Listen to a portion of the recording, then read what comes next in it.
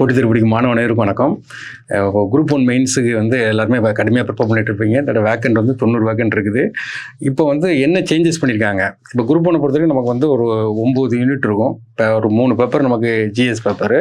அதில் பார்த்தீங்கன்னா நமக்கு என்ன எடுத்துன்னா ஆப்டிடியூட் எடுத்துகிட்டு பார்த்தீங்கன்னா எத்திக்ஸ் அண்ட் இன்டெகிரிட்டிங்கிற ஒன்று சேர்த்துருக்காங்க. அப்போ ஏற்கனவே ஆப்டிடியூடுங்கிறது 50 மார்க் கேட்டிருக்காங்க. இந்த தடவையும் பார்த்தீங்கன்னா 50 மார்க் எத்திக்ஸ் அண்ட் இன்டெகிரிட்டி கேட்கலாம். அந்த சிலபஸை டீகோடிங் பண்ண போகிறோம், என்னென்ன டாப்பிக்லாம் கவர் பண்ண போகிறோம்னு சொல்லி பார்க்க போகிறோம். ஆக்சுவலாக பார்த்தீங்கன்னா ஒரு சிம்பிள், நீங்கள் யூபிஎஸ்சியில் கேட்குற எத்திக்ஸுங்கிறது 250 மார்க் நடக்கிறது. இது நமக்கு 50 மார்க் தான். அதுலேயும் நீங்கள் ப்ரிடிக்ட் பண்ணிக்கலாம் எந்த கொஸ்டின் கேட்பாங்க. கண்டிப்பாக இந்த தடவை எத்திக்ஸில் திருக்குறள் வச்சு ஒரு கொஸ்டின் கேட்பாங்க, ப்ராபிலிட்டி வச்சு ஒரு கொஸ்டின் கேட்பாங்க. அப்போ நம்ம ப்ரிடிக்ட் பண்ணிக்கலாம். ஏன்னா அதாவது இம்பார்ட்டன்ட் டாபிக்ஸ்ங்கிறது எல்லாத்தையும் பார்த்தா இம்பார்ட்டன்ட் டாபிக்ஸு. அதில் வெயிட்டேஜ் டாபிக்னு இருக்குது. வெயிட்டேஜ் டாபிக்னா நம்ம ஏம் பண்ணுறது பரீட்சையில் கேட்கணும், அதான் வெயிட்டேஜ் டாபிக். இப்போ நம்ம எல்லாத்தையும் பார்ப்போம். அப்போ ப்ரிடிக்ட் பண்ணி உங்கள்கிட்ட சொல்கிறேன், இதெல்லாம் கண்டிப்பாக கேட்பாங்க அப்படின்னு ப்ரிப்பேர் பண்ணிக்கலாம். ஆக்சுவலாக இந்த யூனிட்டை நம்ம என்ன பிரிச்சுருக்கோம் கேட்டிங்கன்னா, அவங்க கொடுத்துருக்க யூனிட்டை ஒரு 5ஆக பிரிச்சிருக்கோம். ஏன்னா எத்திக்ஸில் ஒரு 4 யூனிட்டு, அப்புறம் கவர்னன்ஸ்னு ஒரு யூனிட்டாக பிரிச்சிருக்கோம். அதில் இது பார்த்தீங்கன்னா எத்திக்ஸ் அண்டு ஹியூமன் இன்டர்ஃபேஸ். அப்போ நமக்கு என்ன கேட்கான்னு கேட்டிங்கன்னா, நார்மலாகவே எத்திக்ஸ் அவன் இதில் என்ன கொடுக்கான்னா டெஃபினிஷன். எத்திக்ஸ்க்கு டெஃபினிஷன் என்ன, இந்த எத்திக்ஸ் பேப்பரில் எத்திக்ஸ் அண்ட் இன்டெகிரிட்டியில் கொடுக்குற பேப்பரில் எல்லாத்துலேயுமே நீங்கள் எப்படி படிக்கணும்னா, எத்திக்ஸ்னால் என்னென்னு படிக்கணும், அதுக்கு ஒரு எக்ஸாம்பிள் படிக்கணும், அதுக்கு ஒரு கோட்ஸ் படிக்கணும், அது ஒரு டேபிள் மாதிரி உருவாக்கணும். அதை நான் உருவாக்கி நான் உங்களுக்கு கொடுத்துருவேன். அப்போ அதான் கொடுக்குறேன் டெஃபினிஷன். அப்போ எத்திக்ஸ்னால் என்ன அப்படின்னு கேட்டிங்கன்னா, ஆக்சுவலாக பார்த்தீங்கன்னா மாரல் பிரின்சிபலை நம்ம ஒரு ஹியூமன் பீயிங் எப்படி ஆக்ஷன் பண்ணுறாங்க, அதில் ரைட் என்ன ராங் என்ன அப்படின்னு நிர்ணயிக்கிறது தான். அப்போ மாரல் பிரின்சிபலை ஃபாலோ பண்ணி நம்ம என்ன ஆக்ஷன் எடுக்கிறோம், அதான் எத்திக்ஸ். சமூகத்தில் சொசைட்டியில் நம்ம பார்ப்போம், டீட்டெயிலாக பார்ப்போம். அப்போ ஹியூமன் இன்ட்ராக்ஷன் சொசைட்டின்னு சொல்லும்போதே அதில் என்னென்னா இன்ட்ராக்ஷன் ஆட்டோமேட்டிக்காக வந்துடும். அங்கே நம்ம மாரல் பிரின்சிபலை என்னெல்லாம் ஃபாலோ பண்ணி நம்ம ஆக்டிவிட்டிஸ் எப்படி இருக்குங்கிறது தான் நம்ம எத்திக்ஸு. அதில் டெஃபினிஷன், அந்த டெஃபினிஷனை பார்ப்போம். அப்புறம் ஸ்கோப் ஆஃப் எத்திக்ஸ். இந்த எத்திக்ஸ் எங்கெல்லாம் அப்ளிகபிள் ஆகுது, எந்தெந்த இடத்துல நம்ம அப்ளை பண்ணுறோம். அப்போ நம்ம ஃப்ரீயாக உட்காந்து அப்ளை பண்ணுறது தான் எத்திக்ஸ். அப்போ எந்தெந்த ஃபீல்டு அப்ளை பண்ணுறாங்கிறது தான் நமக்கு பாயிண்டாக கொடுக்காங்க. அடுத்து ethics Indian school of philosophy. அப்போ இந்தியன் ஸ்கூல் ஆஃப் பிலாசபின்னு சொல்லும்போது நமக்கு ஹிந்துசம், முஸ்லீம்சம், அதில் பார்த்தீங்கன்னா ஹிந்துசியம் பிலாசபின்னு சொல்லிட்டு நம்ம ஒரு 6 பார்ப்போம். ஏன்னா அப்போ புத்திஸ்டில் என்ன இருக்குது, ஜைனிஸ்டில் என்ன இருக்குது அப்படின்னு சொல்லி பிலாசபியை பார்க்க போகிறோம். அடுத்தது பார்த்தீங்கன்னா எத்திக்ஸ் ஆஃப் திருக்குறளில் நிறைய எத்திக்ஸ் சொல்லியிருக்காங்க, நிறைய எத்திக்ஸ் இருக்குது. ஏன்னா ஒரு நன்மை பயக்கும் எனில் பொய்யை கூட சொல்லலாம் அப்படிங்கிற மாதிரி சொல்கிறாங்க. தெய்வத்தால் ஆகாதனும் முயற்சினன் மெய்விருத்த கூலி தரும், தெய்வமே கைவிட்டால் கூட முயற்சியை விட்டுறாது அப்படிங்காங்க. அப்போ இந்த மாதிரி எத்திக்ஸில் பார்த்தீங்கன்னா திருக்குறள் எத்திக்ஸ். இப்போ இதுதான் இந்த 3ஐயுமே பார்த்துட்டோம். பார்த்தீங்கன்னா இது இம்பார்ட்டன்ட் டாபிக். ஆனால் கண்டிப்பாக எதை கேட்பான்னா திருக்குறளை கேட்பான். இது வெயிட்டேஜ் டாபிக். அப்போ இந்த தடவை first time exam ethics integrity சேர்த்ததுனால நம்ம என்ன பண்ணுறோம் கேட்டிங்கன்னா, ஃபஸ்ட் டைம் சேர்த்துறதுனால கண்டிப்பாக நமக்கு இந்த தடவை கொஷின் திருக்குறள் கேட்குறதுக்கு நிறைய வாய்ப்பு இருக்குது. இப்போ இந்த எத்திக்ஸ் தான் இருக்குது. இப்போ எத்திக்ஸ்னால் என்ன, ஏன்னா அப்போ எத்திக்ஸ்னால் என்னென்னா அதுக்கு ஒரு டெஃபினிஷன் படிக்கிறோம், அதுக்கு என்ன எக்ஸாம்பிள் இருக்குன்னு படிக்கிறோம், ஏதாவது கோட்ஸ் இருந்தால் அதையும் சேர்த்து படிச்சிருந்தோம். அப்போ எத்திக்ஸ்னால் இப்போ தான் சொன்னவங்ககிட்ட moral principal.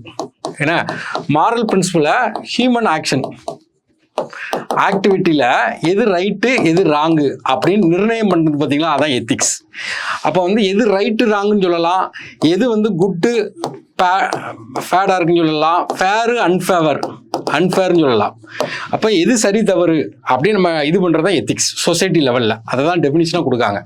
Ethics is the systematic study of human action from the point of view rightfulness, wrongfulness as the mean for the attainment ultimate happiness. அப்போ நம்ம ஆக்ஷன் அல்டிமேட்டாக என்னதான் இருக்குன்னா ஹாப்பினஸாக இருக்கணும். அதான் நமக்கு டெஃபினிஷன். எக்ஸாம்பிளை பொறுத்த வரைக்கும் என்ன சொல்கிறாங்க கேட்டிங்கன்னா, எக்ஸாம்பிள் என்ன சொல்கிறாங்கன்னா ரூலை ஃபாலோ பண்ணுற மாதிரி இருக்கணும். ஏன்னா example being ethical can be following, ரூலை ஃபாலோ பண்ணுற மாதிரி இருக்கணும். ஒர்க் பண்ணுற இடத்துல ஹானஸ்ட்டாக ஒர்க் பண்ணணும், நேர்மையாக ஒர்க் பண்ணணும், நம்ம யார்கிட்ட பழகிறோமோ உண்மையாக பழகணும். இதெல்லாம் நமக்கு ஆட்டோமேட்டிக்காக மாரல் பிரின்சிபல். நீங்கள் எப்படி இருக்கீங்களோ அந்த மாதிரி தான் ஆப்போனன்ட் இருப்பாங்க. அப்போ நம்ம நேர்மையை கடைப்பிடிக்கணும். அப்போ இதில் ஒரு கோட்ஸ் ஒன்று இருக்குது. ஏன்னா ethics is knowing the difference between what you have right to do, ஏன்னா and what is right to do. அதாவது உரிமை இருக்குன்னு சொல்லிட்டு நீ செய்கிறதெல்லாம் ரைட்டாக மாறிடாது. அதை தான் வந்து பாட்டர் ஸ்டீவர்ட் சொல்லியிருக்காரு. இனிமேல் நம்ம நிறைய கோட்ஸ் பார்த்துக்கலாம். இப்படி தான் படிக்கணும். அந்த எத்திக்ஸில் என்னென்ன கீவேர்ட்ஸ் இருக்கோ அந்த கீவேர்ட்ஸ்க்கு டெஃபினிஷன், அதுக்கு ஒரு எக்ஸாம்பிள், அதுக்கு ஒரு கோட்ஸ் படிச்சிருந்தீங்கன்னா அது ஈஸியாக முடிச்சிடலாம். சிலபஸ் கம்மியான சிலபஸ் தான். அப்போ இன்டெகிரிட்டினா நமக்கு என்ன கேட்டிங்கன்னா, இன்டெகிரிட்டிங்கிறது ஆக்சுவலாக பார்த்தீங்கன்னா நம்ம ஒரு வேலை பார்க்குறோம். இப்போ கவர்மெண்ட் எம்ப்ளாயி நம்ம வேலை பார்க்குறோம், அவங்க பார்க்காங்க இவங்க பார்க்காங்களாம் கிடையாது. யார் பார்க்காங்களோ இல்லையோ நம்ம வந்து என்னென்னா நேர்மையை ஃபாலோ பண்ணணும், நல்லா ஒர்க் பண்ணணும். அதான் இன்டெகிரிட்டி. அப்போ இன்டெகிரிட்டினா என்ன அர்த்தம் கேட்டிங்கன்னா, இப்போ ஒரு எக்ஸாம்பிளுக்கு நீங்கள் வந்து ஒரு டிராஃபிக் லைட்டில் டிராஃபிக் சிக்னலில் போகிறீங்க. அப்போ வந்து நான் காலையில் 4 மணிக்கு போகிறீங்க, சிக்னல் ஒர்க் ஆகிட்டு இருக்குது, சிக்னலில் ரெட் லைட் போட்டிருக்கேன், நான் ஆளே இல்லை. அப்போ நீங்கள் என்ன பண்ணுவீங்க, ஆளே இல்லை அப்படின்னு சொல்லி நீங்கள் நேராக சிக்னலை பைபாஸ் பண்ணுவீங்க. அப்போ அப்படி இருக்கக்கூடாது. எப்போதுமே நீங்கள் மாரல் பிரின்சிபலை ஃபாலோ பண்ணணும் எப்போதுமே. அப்போ அதை தான் என்னென்னா இன்டெகிரிட்டிங்காங்க. அப்போ கவர்மெண்ட் எம்ப்ளாய்க்கு ரொம்ப முக்கியம் என்னங்கன்னா இன்டெகிரிட்டி. அவங்களுக்காண்டி வேலை பார்க்க, இவங்களுக்காண்டி வேலை பார்க்கணும், எப்போவுமே நீங்கள் வேலை பார்க்கணும். அதை தான் கொடுக்குறாங்க. அப்போ இதில் என்ன சொல்கிறாங்க, it is the quality of being honest. எப்போதுமே நேர்மை தவறாமல் வேலை பார்க்கணும், அதான் மீனிங். ஸ்ட்ராங் மாரல் பிரின்சிபல், ஏன்னா அன்வில்லிங் டு சேஞ்ச். உங்களுடைய அந்த மாரல் பிரின்சிபல் சேஞ்ச் பண்ணாமல் எப்போதுமே வேலை பார்க்குறதுக்கு பேர் தான் இன்டெகிரிட்டி. அப்போ இன்டெகிரிட்டிங்கிறது ஒரு தனி நபரை சொல்கிறாங்க. ஏன்னா இப்போ எக்ஸாம்பிள் இதுக்கு என்னங்கன்னா, நம்ம அசோம் கேம்கா ஐஏஎஸ் இவர் பார்த்தீங்கன்னா 26 வருஷத்தில் 50 தடவை ட்ரான்ஸ்ஃபர் ஆகிருக்காரு. காரணம் என்ன, அவருடைய இன்டெகிரிட்டி, நேர்மை தான். ஏன்னா அப்போ இதில் ஒரு கோட் சொல்கிறாங்க. என்ன சொல்கிறாங்கன்னா, integrity is choosing your thought and action based on values rather than personal gain. உங்களுக்கு பர்சனல் கெயினை விட உங்களுக்கு எது முக்கியம்னா உங்கள் தாட் அண்ட் ஆக்ஷன் தான் முக்கியம், இன்டெகிரிட்டி தான் முக்கியம். நமக்கு ஒரு கெயின் இருக்குது அப்படின்னு சொல்லிட்டு நம்மளுடைய இன்டெகிரிட்டியை மாற்றிடக்கூடாது அப்படிங்கிறதா இந்த கோட்ஸில் சொல்கிறாங்க. அப்போ இந்த மாதிரி ஒரு ஆங்கிளில் படிக்கணும். டெஃபினிஷன் என்ன இருக்குது, எக்ஸாம்பிள் இருக்குது, கோட்ஸ் என்ன இருக்குன்னு சொல்லி பார்க்குறோம். இது எல்லாமே தமிழில் கொடுத்துடலாம். இப்போ முதல் ஒன்று நம்ம டெஃபினிஷன் பார்த்துட்டோம், எத்திக்ஸுக்கு என்ன டெஃபினிஷன் பார்த்துட்டோம், இன்டெகிரிட்டிக்கு என்ன டெஃபினிஷன் சொல்லி பார்த்துட்டோம். அடுத்து ஸ்கோப் ஆஃப் எத்திக்ஸ், இந்த எத்திக்ஸை எங்கெல்லாம் அப்ளை பண்ணலாம்.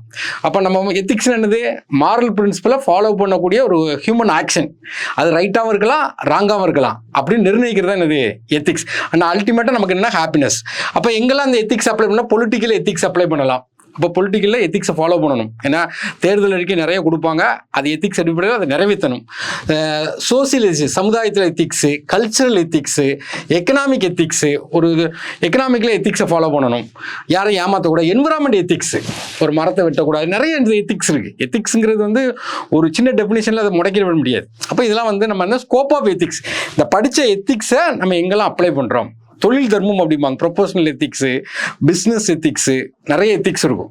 ஏன்னா அப்போ நமக்கு என்னன்னா, இந்த எத்திக்ஸுங்கிறது இன்னொரு ஆள் சொல்லி செய்யக்கூடாது, நீங்களே செய்யணும். Free human act, only with human action, அதான் முக்கியம். அந்த பாயிண்ட், அந்த வார்த்தை ஏன்னா நீங்களா பண்ணுறது தான். அடுத்த ஆளுக்காண்டி நீங்கள் வந்து எத்திக்ஸ் எல்லாம் நீங்கள் ஃபாலோ பண்ண முடியாது.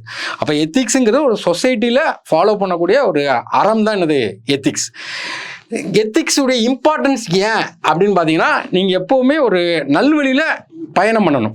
அது இண்டிவிஜுவலாக இருந்தாலும் பரவாயில்ல, சோசியலாக இருந்தாலும் பரவாயில்ல, குட் அட்டைன்மெண்ட், ஹையஸ்ட் குட்டு. எவ்வளோ ஹையஸ்ட் குட்டு வாங்க முடியுமோ அவ்வளோ குட்டு வாங்குகிறோம். இந்த எத்திக்ஸ் என்ன கேட்டிங்கன்னா, உங்களுக்கு ஒரு மாரல் மேப்பை உருவாக்கி கொடுக்கும். நீங்கள் ஒழுங்கு நெறியில் நடக்கிறதுக்கு, அறநெறியில் நடக்கக்கூடிய ஒரு மேப்பை உருவாக்கி கொடுக்குறது தான் எத்திக்ஸ்.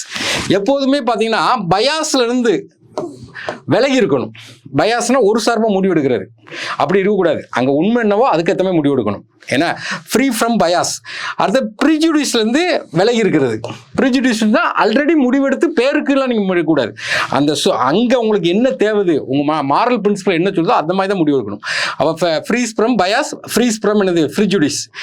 எஃபெக்டிவ் டிசிஷன் மேக்கிங் எடுக்கணும்.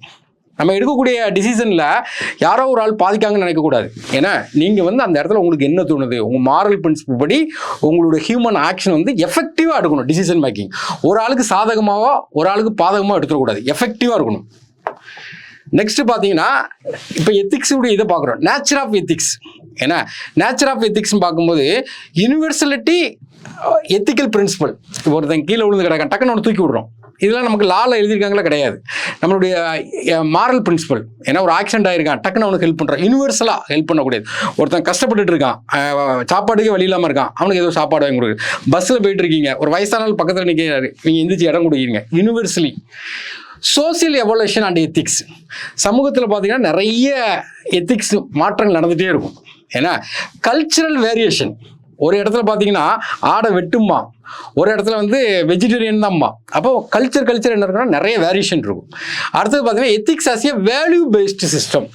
ஒரு உங்களுடைய மதிப்பு நீங்கள் ஃபாலோ பண்ண நீங்கள் உங்களுடைய ஆக்ஷனில் நடக்கக்கூடிய அந்த எத்திக்ஸ் தான் உங்கள் வேல்யூவை முடிவு பண்ணும். அந்த வேல்யூ தான் நீங்கள் என்ன வேல்யூ பண்ணுறீங்களோ அதுதான் உங்கள் ஆக்ஷன். அப்போ வேல்யூ பேஸ்டு சிஸ்டம் எல்லாமே. அடுத்து எத்திக்ஸ் என்ன கேட்டிங்கன்னா moral value, science of the moral value. Morality அப்படிம்பாங்க. மாராலிட்டினா என்ன அர்த்தம்னா இது வந்து தன்னொழுக்கம். நம்ம வந்து ஒரு மாராலிட்டியை ஃபாலோ, காந்தி ஈஸியாக மாராலிட்டி, அவர் ஒரு தன்னொழுக்கத்தை ஃபாலோ பண்ணுவார். எத்திக்ஸுங்கிறது ஒரு சமூக ஒழுக்கம். ஏன்னா டைமென்ஷன் ஆஃப் எத்திக்ஸ், அது கைண்ட் ஆஃப் எத்திக்ஸ் நமக்கு ஒரு டாப்பிக்கில் கொடுக்காங்க. அதில் நம்ம பார்ப்போம் என்னெல்லாம் இருக்குது. Meta ethics, descriptive ethics, normative ethics, applied எத்திக்ஸ்னு ஒரு 4 பாயிண்ட் இருக்குது, பார்க்கலாம். அடுத்தது எத்திக்ஸு. இப்போ நீங்கள் வந்து எத்திக்ஸுங்கிறது எப்படினாலும் இருக்கலாம். ஏன்னா ஒருத்தனுக்கு நல்லதுங்கிறது ஒருத்தனுக்கு கெட்டதாக இருக்கலாம். ஒருத்தன் வந்து தர்மம் கேட்குறான், நீங்கள் வந்து அவனுக்கு தர்மம் போடலாம், ஓகே இவன் நல்லவன் அப்படின்னு சொல்லலாம். ஒருத்தன் என்ன சொல்லுவாங்க கேட்டிங்கன்னா, எதுக்கு தர்மத்தை கொடுக்குற, அவன் வேலைக்கு போக வேண்டியது, கை கால் நல்லா தான் இருக்குது அப்படிம்பா. அப்போ அது அவனுடைய எத்திக்ஸில் வரும். அப்போ எத்திக்ஸுங்கிறது இதுதான் நல்லது இதுதான் கெட்டது நம்ம சொல்ல முடியாது, அந்த கான்டெக்ஸ்ட்டை பொறுத்து இருக்குது. அப்போ நான் வந்து டெட்டர்மினேஷன், இந்த எத்திக்ஸ் எப்படி வரும், இந்த எத்திக்ஸுடைய பிரின்சிபலாக எப்படி வரும்னு கேட்டிங்கன்னா, முதல்ல உங்களுக்கு எங்கேருந்து வருங்கன்னா உங்கள் ஃபேமிலி தான். முதல்ல உங்கள் ஃபேமிலியில் என்னென்ன மாரல் பிரின்சிபலை ஃபாலோ பண்ணுறாங்களோ அதையும் நீங்களும் ஃபாலோ பண்ணுவீங்க. நெக்ஸ்ட் எங்கேருந்து வரும்னா உங்கள் டீச்சர்ஸ்லேருந்து வரும் இந்த டெட்டர்மினேஷன். உங்கள் டீச்சர் உங்களுக்கு என்னென்ன மாரல் பிரின்சிபல் சொல்லியிருக்காங்களோ அதையே நீங்கள் இது பண்ணுவீங்க. அதுக்கப்புறம் எங்கேருந்து வரும் கேட்டிங்கன்னா உங்களுடைய கன்சென்ஸ், உங்கள் மனச்சாட்சி முடிவு பண்ணும். இல்லை இந்த மனச்சாட்சி தான் எத்திக்ஸு. உங்கள் மனச்சாட்சி முடிவு பண்ணும், ஏன்னா இது தப்பு இது ரைட்டுன்னு மனச்சாட்சி முடிவு பண்ணி பார்த்தீங்கன்னா அதான் எத்திக்ஸ். அதுக்கப்புறம் ரிலீஜன், என்ன இப்போ கிறிஸ்டினாக இருக்கலாம், இஸ்லாமிஸ்டாக இருக்கலாம், ஹிந்துசமாக இருக்கும், அதில் உள்ள மாரல் பிரின்சிபல். இந்த மதங்கிறத எதுக்கு கொண்டு வந்தாங்க கேட்டிங்கன்னா மாரல் பிரின்சிபலை மக்கள்கிட்ட கொண்டு வரதுக்கு தான். கடவுள் இருக்காரா இல்லையாங்கிறது ஒரு கேள்விக்குறி தான். ஆனால் அந்த மாரல் பிரின்சிபலை கொண்டு வந்துட்டு மக்களை வந்து மாரல் பிரின்சிபல் படி ஆக்ஷன் பண்ணுறதுக்கு தான் அந்த மாரல் பிரின்சிபலை கொண்டு வராங்க. இப்போ ரிலீஜனுடைய தாக்கம் அதிகமாக இருக்கும். அப்புறம் கலாச்சாரம், ஏன்னா ஒவ்வொரு இடத்துலையும் ஒவ்வொரு வகையான கலாச்சாரம் இருக்கும், அந்த பிரின்சிபலை நீங்கள் ஃபாலோ பண்ணுவீங்க. அப்புறம் லா, ஒவ்வொரு இடத்துலையும் ஒவ்வொரு வகையான சட்டங்கள் இருக்கும், அந்த அடிப்படையில் உங்களுடைய எத்திக்ஸை ஃபாலோ பண்ணுவீங்க. உங்களோட ரோல் மாடல் ஒருத்தர் இருப்பார், அவர் என்னெல்லாம் செய்கிறாரோ அந்த அவர் செஞ்ச நல்ல விஷயத்தெல்லாம் நீங்கள் என்ன செய்வீங்கன்னா மாரல் பிரின்சிபலில் ஃபாலோ பண்ணுவீங்க. சொசைட்டி, டைம், இதெல்லாம் டெட்டர்மினேஷன். இதில் பொறுத்த வரைக்கும் ஒரு குறிப்பிட்டமாக ஒரு 50 வார்த்தைகள் இருக்குது. அந்த 50 வார்த்தைக்கு டெஃபினிஷன், 50 வார்த்தைக்கு எக்ஸாம்பிள், 50 வார்த்தைக்கு கோட்ஸ் படித்து வச்சுட்டிங்கன்னு வச்சுக்கலாம், நீங்கள் எப்படியாட்டும் எழுதிடுவீங்க. நெக்ஸ்ட்டு ஏன்னா எதுலாம் எத்திக்ஸ் கிடையாது அப்படின்னு சொல்லி பார்க்குறோம். அப்போ எத்திக்ஸ்னால் என்ன சொன்னால் நமக்கு ஒரு மாரல் பிரின்சிபலை ஹியூமன் ஆக்டிவிட்டி ஃபாலோ பண்ணுறதுல which is right which is ராங்னு சொல்லி பண்ணுறது, இதுதான் சொசைட்டியில். மாராலிட்டி அப்படின்னா இண்டிவிஜுவல், ஒரு இண்டிவிஜுவல் தனிநபர் ஒழுக்கம். அப்போ அந்த இண்டிவிஜுவல்னு சொல்லி பார்க்கும்போது நமக்கு என்ன கேட்டிங்கன்னா, ஒருத்தன் வந்து யாருமே இல்லை வீட்டுக்குள்ளே இருக்கான், அவன் இஷ்டத்துக்கு பாட்டு போட்டு கேட்கலாம், சவுண்டாக வச்சு கேட்கலாம். இதே ஒரு 4-5 பேரோட இருக்கும்போது அப்படி சவுண்டாக நம்ம போட முடியாது. அப்போ அது எத்திக்ஸாக மாறிடும், சவுண்டாக போட மாட்டோம் நமக்கு தெரியும். அப்போ இண்டிபெண்ட்டாக இருக்கும்போது நம்ம சவுண்டாக நினைச்சுவோம் போடுவோம். அப்போ வந்து தன்னொழுக்கம். அப்போ தன்னொழுக்கங்கிறது எப்படினாலும் இருக்கலாம். ஒரு ரோட்டில் போகிறீங்க, நம்ம லெஃப்ட் சைடு தான் நடந்து போகணும், நீங்கள் ஆளை இல்லைன்னா என்ன பண்ணுவீங்க, ரைட் சைடு நடப்பீங்க, அது உங்களுடைய மாராலிட்டி. ஆனால் அந்த டைம்லேயும் நீங்கள் லெஃப்ட் சைடு தான் நடந்து போனீங்கன்னா இன்டெகிரிட்டி. ஓகே, அப்போ வந்து இந்த மாராலிட்டி இஸ் ஏ எத்திக்ஸ் நம்ம சொல்ல முடியாது, அதுக்குள்ள வேறுபாடுகள். அடுத்தது எத்திக்ஸ் அண்ட் லா. இப்போ லாலாம் நமக்கு எத்திக்ஸா அப்படின்னு நம்ம சொல்ல முடியாது. சில இடத்துல பார்த்தீங்கன்னா சட்டத்தை விட எத்திக்ஸ் முக்கியமாக இருக்கும். உங்களுக்கு ஆக்சுவலாக பார்த்தீங்கன்னா ஒரு இடத்துல நீங்கள் வந்து வேலை பார்த்துட்டீங்க, ஒரு ஆஃபீஸராக வேலை பார்த்துட்டீங்க, கஷ்டப்பட்டவங்களுக்கு 25 கிலோ அரிசி கொடுக்கணும். அப்போ அதுக்கு ஒரு லா வச்சுருப்பாங்க, இந்த கலர் ரேஷன் கார்டு கொண்டு வந்தால் கொடு அப்படிம்பாங்க. அப்போ அந்த கலர் ரேஷன் கார்டு கொண்டு வராமல் ஒருத்தர் இருப்பான் உண்மையிலேயே கஷ்டப்பட்டவன், அந்த இடத்துல நீங்கள் எத்திக்ஸை ஃபாலோ பண்ணணும்.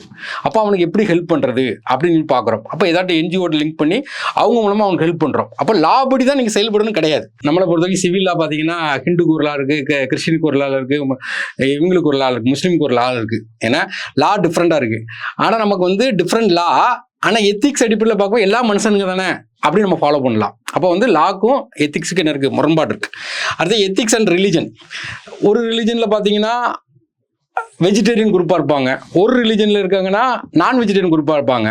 அப்போ இந்த இடத்துல எத்திக்ஸ்ன்னு பார்க்கும்போது நம்ம உயிர் வாழணும், அப்போ எந்த உணவாக இருந்தானே சாப்பிட வேண்டியதானே அப்படின்னு நம்ம பார்க்கலாம். அப்போ நமக்கு வந்து எத்திக்ஸ் அண்ட் ரிலீஜன். அடுத்து எத்திக்ஸ் அண்ட் கஸ்டம். காலங்காலமாக நம்ம ஒன்றை ஃபாலோ பண்ணிட்டு இருப்போம். சதி, ஏன்னா சதி வந்து உடன்கட்டை ஏறுதல். அப்போ காலங்காலமாகவே அது தீய செயல் தான். ஆனால் நமக்கு வந்து கஸ்டம்ங்கிற அடிப்படையில் அப்படி கண்டினியூஸாக கடைப்பிடிச்சிட்டு இருந்திருக்கும். ஆனால் நமக்கு எத்திக்ஸ் படி அந்த பொண்ணு வந்து தீயில ஏறியது வந்து தப்புன்னு நமக்கு தெரியுது. அப்போ கஸ்டமும் எத்திக்ஸும் ஒன்றும் கிடையாது, ரிலீஜனும் எத்திக்ஸ் ஒன்றும் கிடையாது, லாவும் எத்திக்ஸ் ஒன்றும் கிடையாது, மாராலிட்டியும் எத்திக்ஸும் ஒன்றும் கிடையாது. அடுத்தது பார்த்தீங்கன்னா நமக்கு சிலபஸில் வரக்கூடிய இந்தியன் ஸ்கூல் ஆஃப் பிலாசபி. இப்போ இந்தியன் ஸ்கூல் ஆஃப் பிலாசபின்னு சொல்லும்போது பிலாசபி பார்க்குறோம், பிலாசபர் பார்க்குறோம். அப்போ நமக்கு பிலாசபின்னு பார்க்கும்போது நம்ம ரிலிஜனில் நம்ம இதில் என்னெல்லாம் கொடுக்காங்க கேட்டிங்கன்னா, மெயினாக பார்த்தீங்கன்னா நம்ம ஒரு கோடு வச்சு படிச்சிருப்போம்.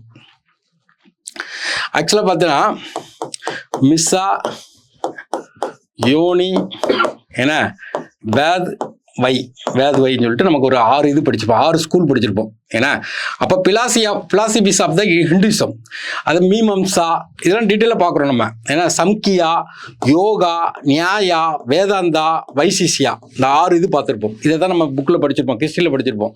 Philosophy of the Hinduism. இது போக நம்ம 7வது ஒன்று என்ன படிக்கணும், சித்தாந்தா ஒன்று சேர்த்து படிச்சுக்கிறோம். இது வந்து பிலாசபி. அப்புறம் இந்தியா ரிலிஜன் வைஸாக பார்க்கும்போது இந்தியாவுடைய இதை பார்த்தீங்கன்னா 2ஆக பிரிச்சுக்கலாம். ஆர்த்தடாக்ஸ், ஹெட்ரோடாக்ஸ்னு பிடிச்சிக்கலாம். ஆஸ்திகத்தில் பார்த்தீங்கன்னா ஹிந்துயிசம், இஸ்லாமிசம், சீக்கிசம், அதில் வந்து கிறிஸ்டினிசம், அதில் வந்து என்னென்ன மாரல் பிரின்சிபல் சொல்லியிருக்காங்கன்னு சொல்லி பார்க்குறோம். நமக்கு அது முக்கியம் கிடையாது அந்த இடத்துல. இந்த இடத்துல கூட வந்து நமக்கு முக்கியம் என்னன்னு கேட்டிங்கன்னா, பகவத்கீதையில் சொல்லியிருப்பாங்க, கடமை செய் பலனை எதிர்பாராத அப்படிம்பாங்க. அப்போ கவர்மெண்ட் எம்ப்ளாய் ஒவ்வொன்றுக்குமே பொருந்தக்கூடியது அந்த இது. அப்போ நமக்கு வந்து அதில் முக்கியம்னு பார்த்தீங்கன்னா நமக்கு என்னென்னா ஹெட்ரோடாக்ஸில், நாஸ்திகத்தில் பார்த்தீங்கன்னா புத்திசம், ஜைனிசம், புத்தர் நிறைய மாரல் பிரின்சிபல் சொல்லியிருப்பார், ஜைனர் நிறைய மாரல் பிரின்சிபல் சொல்லுவார். அடுத்தது சார்வகாவில் பார்த்தீங்கன்னா இறப்புக்கு அப்புறம் சொர்க்கமும் கிடையாது, நகரமும் கிடையாது. ஏன்னா இந்த 3மே பார்த்தீங்கன்னா கடவுள் இல்லைங்கிற ஒரு கொள்கை தான். சொர்க்கமும் நகரம் கிடையாது, நரகமும் கிடையாது, இருக்கிற காலத்தை நீ அனுபவிச்சுக்கோ அப்படிங்கிறது என்னன்னா சார்வாகா. அப்போ இதெல்லாம் நம்ம அதில் உள்ள மாரல் பிரின்சிபலை நம்ம எடுத்துக்கிறோம். இது போக இண்டிபெண்டாக பார்க்கும்போது புத்தர் என்ன சொன்னார், கௌடுல்யர், திருவள்ளுவர், இதான் முக்கியமானது, விவேகானந்தர், மகாத்மா காந்தி, இவங்களுடைய பிலாசபியை பார்த்துக்கிறோம். அப்போ இதில் ஆட்டோமேட்டிக்காக திருவள்ளுவர் தான் இம்பார்ட்டன்ட். அடுத்தது பார்த்தீங்கன்னா திருக்குறள். ஏன்னா எத்திக்ஸ் ஆஃப் திருக்குறள் வந்து கண்டிப்பாக கொஸ்டின் கேட்பாங்க. நம்ம ரெடி பண்ணிட்டு இருக்கோம், கொடுப்போம். அப்போ வந்து திருக்குறளில் வந்து அறத்தை பற்றி நிறைய சொல்லியிருக்காங்க, எத்திக்ஸை பற்றி நிறைய சொல்லியிருக்காங்க. ட்ரூத்ஃபுல்னஸ், அதாவது ஒரு பொய் சொல்கிறீங்க, அந்த பொய் வந்து ஒரு நன்மையை விளைவிக்குமானால் நீங்கள் அந்த பொய்யை சொல்லலாம் அப்படிங்காங்க. அப்புறம் காடு, தெய்வத்தால் ஆகாதனும் முயற்சி தன் மெய்வருத்த கூலி தனங்க. அப்போ தெய்வமே கைவிட்டா கூட முயற்சி பண்ணால் கண்டிப்பாக கிடைக்கும் அப்படிங்காங்க. ஏன்னா ரைட் ஸ்பீச், தீயினால் சுட்ட புண் ஆறிடும், ஆனால் நாவினால் சுட்ட புண் ஆறாது. எப்போவுமே நீங்கள் நல்லதை மட்டும் பேசணுங்காங்க, ரைட் ஸ்பீச். அடுத்தது பார்த்தீங்கன்னா நேஷன் ஸ்டேட், இந்த பிணியின்மை, செல்வம், விளைவின்பம், ஏமம், அணி என்ப நாட்டிற்கு வணைந்து அப்படிம்பாங்க. ஒரு 5 இதை சொல்லுவாங்க.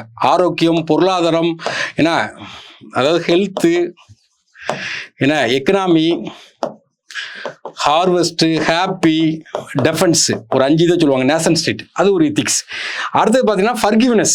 ஏன்னா அதாவது உனக்கு ஒருத்தன் தீமை பண்ணால் கூட ஏன்னா ஃபர்கிவ்னஸ், மன்னிக்கணும் அப்படிங்காங்க. இதெல்லாம் எங்கெங்கே அப்ளை பண்ணுறோம், அப்ளிகேஷன், இதை வந்து அறம், இதுதான் மெயினான பாயிண்ட். இந்த இடத்துல கேட்கக்கூடிய கொஸ்டின் இதில் அதிகம்.